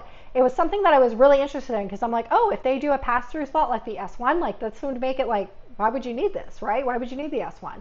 But then when I read that, I was like, do I need the S1? You know, I'm going to have to need the S1. Okay. The F1 is amazing too. I love how xTool is trying to get better and better. Amen. I would have to say xTool, I have never had a bad experience with xTool. And going back to what I had originally said about the M1, the original M1, a lot of people who have been following me for many years know that one thing I do not do is I don't sugarcoat anything and I don't lie about not a thing. That is not something that I am into. So when xTool originally sent me the M1, I was already an experienced laser owner. I had a Glowforge and then I also had an Epilogue. And so when they sent me the M1, I went from like the Epilogue, which is like the Rolls Royce of laser engravers. And the M1, I would say like, here is the Epilogue. We're up here. You can't get anything better than that. And I went like, very down to the very basic. First and foremost, I was not expecting that. Secondly, it was a fairly new company. They already had the D1, but the D1 was like, I would say the D1 is like basic. We're talking about like caveman style with the D1. And so the M1 was just like the newest step up of the D1. And it was like, it took me some getting used to. There was a couple things, one of which is a huge thing, which is what I have learned that not all crafters want to cut laser, which is fine. But what I don't like is that they were advertising it that you could cut acrylics, not cut some acrylics. They have since changed that verbiage over to where you only can cut some acrylics, which is great. And so anyways, they went from like things that I weren't happy with to now they're improving. And every single time a new machine comes out, a new update comes out, anything new comes out, it is better than the last. If you have had a Glowforge in the past, which I have had a lot of, I've paid for one and we went through a huge, I don't want to be negative, so I'm not going to be negative. Just know I did not have a very good experience with the owning a Glowforge. Glowforge, I don't feel like is trying to improve. They're not. I firmly believe in my deepest of my souls, Glowforge is not trying to improve the program. They're not trying to improve their machines. They're not trying to improve their customer service. They're not trying to improve anything, which is why I don't have a Glowforge anymore. I got rid of it because I can no longer support a company that doesn't want the best for their existing customers. They put a lot of money into customer acquisition and not a lot of money in creating better products or quality products or quality software, and that's just not for me. So that being said, I firmly believe that the xTool company itself is just trying to do better. They're trying to do more, and they're trying to just bring in more affordable machines and a better program and a better system. I don't know. I personally have nothing but good things to say about the xTool program and the xTool company and the xTool machines and everything that they're coming out with. I just every single time that they have come out with something new, I'm like, oh my gosh. And I want also to note here that I have a contact over at xTool that I talk to quite often, and she had told me like back in January that they were coming out with the M1 Ultra. Remember what I said? I wasn't really a fan of the M1. So when she was like, "Hey Ashley, we're gonna come out with a brand new M1, like a updated of the M1. Do you want to do an unboxing? Is that something you want?" And I thought, I was like, no, why would you suggest that to me? You know, I don't like the first one. She was like, I promise you're really gonna like this one. And I'm like, there's no way I'm gonna like it. And she was like, I promise, like it's gonna be so good. And so I was like, okay, send me the specs. And when she sent me the spec sheet, I sat there and I was like, no way. And my husband's like, what? And I was like, oh my gosh. And so I was telling him, and he's like, okay, are you gonna get it? I'm like, yeah, because on paper, this machine was like checking every single box for me. And so then I got it, and like there was like a comment that I got on the unboxing video was like, there's no way that you unboxed it and this is like what you're creating. Like you had to have practiced. I'm like, I did not practice. It is that easy, user friendly. It is that easy to use. The benefit of me knowing the program is that I have 3 other xTool machines, and I've had other xTools too. So I already know how to use the program. So like a lot of the stuff that seems really easy for me is just because I've been using the program for so many years. But like she was right. My contact over at xTool is definitely right. I absolutely love the M1 Ultra. This thing is going to save me. The ability to print on things like wood, to create things like this, is everything that I've ever wanted and more. So this right here, I'm a sucker for. Now, I would know. I haven't ran out because there was a question, which I just remembered. There was a question about like how much ink that is in there. How do you know when it's running out and stuff like that? I don't know. I have been doing a lot of printing, a lot of full color printing. And like we did a print earlier today, I don't know where it went. And it looked great. I don't know. I don't know when it's going to run out. I don't know how much it costs to replace. I can't imagine it's going to be anything more than what a traditional ink cartridge would replace, because that's literally all it is. It's just an ink cartridge. I think it's like an HP ink cartridge that they're using.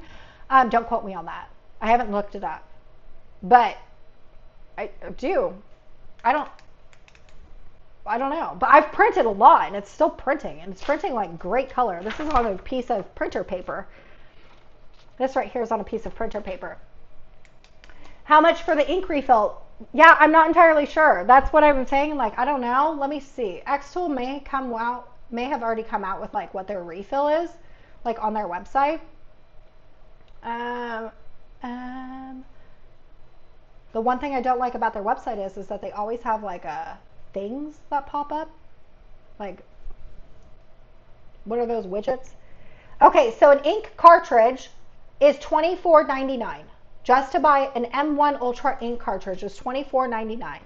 I don't think that that's bad, because it's all the colors you need. CMYK. All the colors that you need. Donna, it did say HP 62 ink cartridges, but when I looked it up on Amazon, the HP 62 ink, if you look on Amazon, is only the CMY. Yeah, it's only CMY, and then there's a secondary cartridge that is black. So hold on. So if you were to look at this right here, this is the actual ink cartridge. And this is why I'm like, I'm not entirely sure if that is correct or not, because if you look at the ink cartridge, right?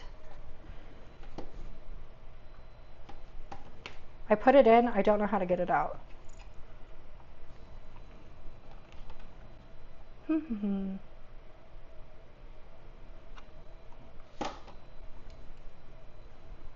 Okay, here it goes. Okay. Maybe it is. Okay, this is what the ink cartridge looks like. So maybe it is ink 62. It is correct. That is correct. But see, what's weird is like, hold on for a second. I thought it was all CMYK. Only because it does print black. Oh. You know what? You know why I was thinking that? Because do you see this? There's black right here, yellow, magenta, cyan. That's why I was thinking it was all in one. Anyway, even if 24, so if you do the $24.99 on the xTool website, and let's look at Amazon, HP 62. I think it is important to say that coming out from Cricut, getting used to xTool software is close. It does take a bit of study. It does. So if you're, again, it's not, I think it's user-friendly. I think it's a lot more user-friendly than a Silhouette program or even the Caesar program is. But if you're used to the Cricut program and you've been a long-time Cricut user, anything more than that is going to be, it's gonna take some learning. The great thing is that with all of the other machines, it's all using the same program, so you don't have to learn the new program. So let's see here. Gabe's, I think it might only be the CMY. That's why the black isn't a true black. I would say that maybe that's the case. But like if you look at this right here, do you see my dress and my dog? My dog is black and my dress is black and the graduation caps are black. So this is like, things are black. So while this right here is wood and this looks charcoal gray, but the original photos that I had used, or the original clip arts that I used for that, is also like a watercolor gray. So I don't know if that's necessarily true that it's not black. However, if you look at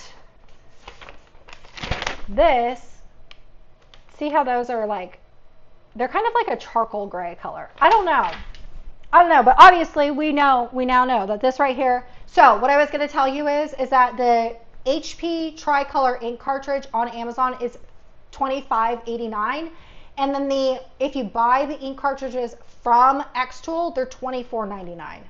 So they're cheaper at xTool than they are at on Amazon anyways. So that's where I would go. I'd go there. Sometimes they even have coupon codes, which I love. I love coupon codes.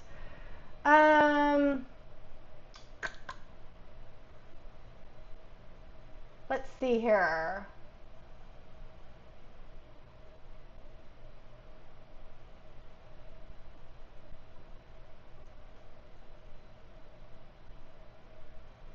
Get an ink refill kit to save on cartridges. Ooh.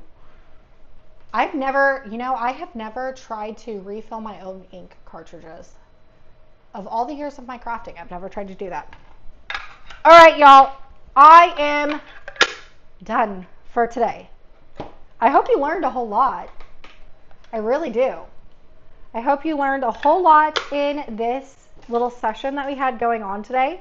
And if you are watching the replay or you're here live and you didn't get a question asked, make sure and put them in the comments of this video, because the one thing, and this is like imperative, because it doesn't just help me, it helps other people, which is the only reason why I do things like this.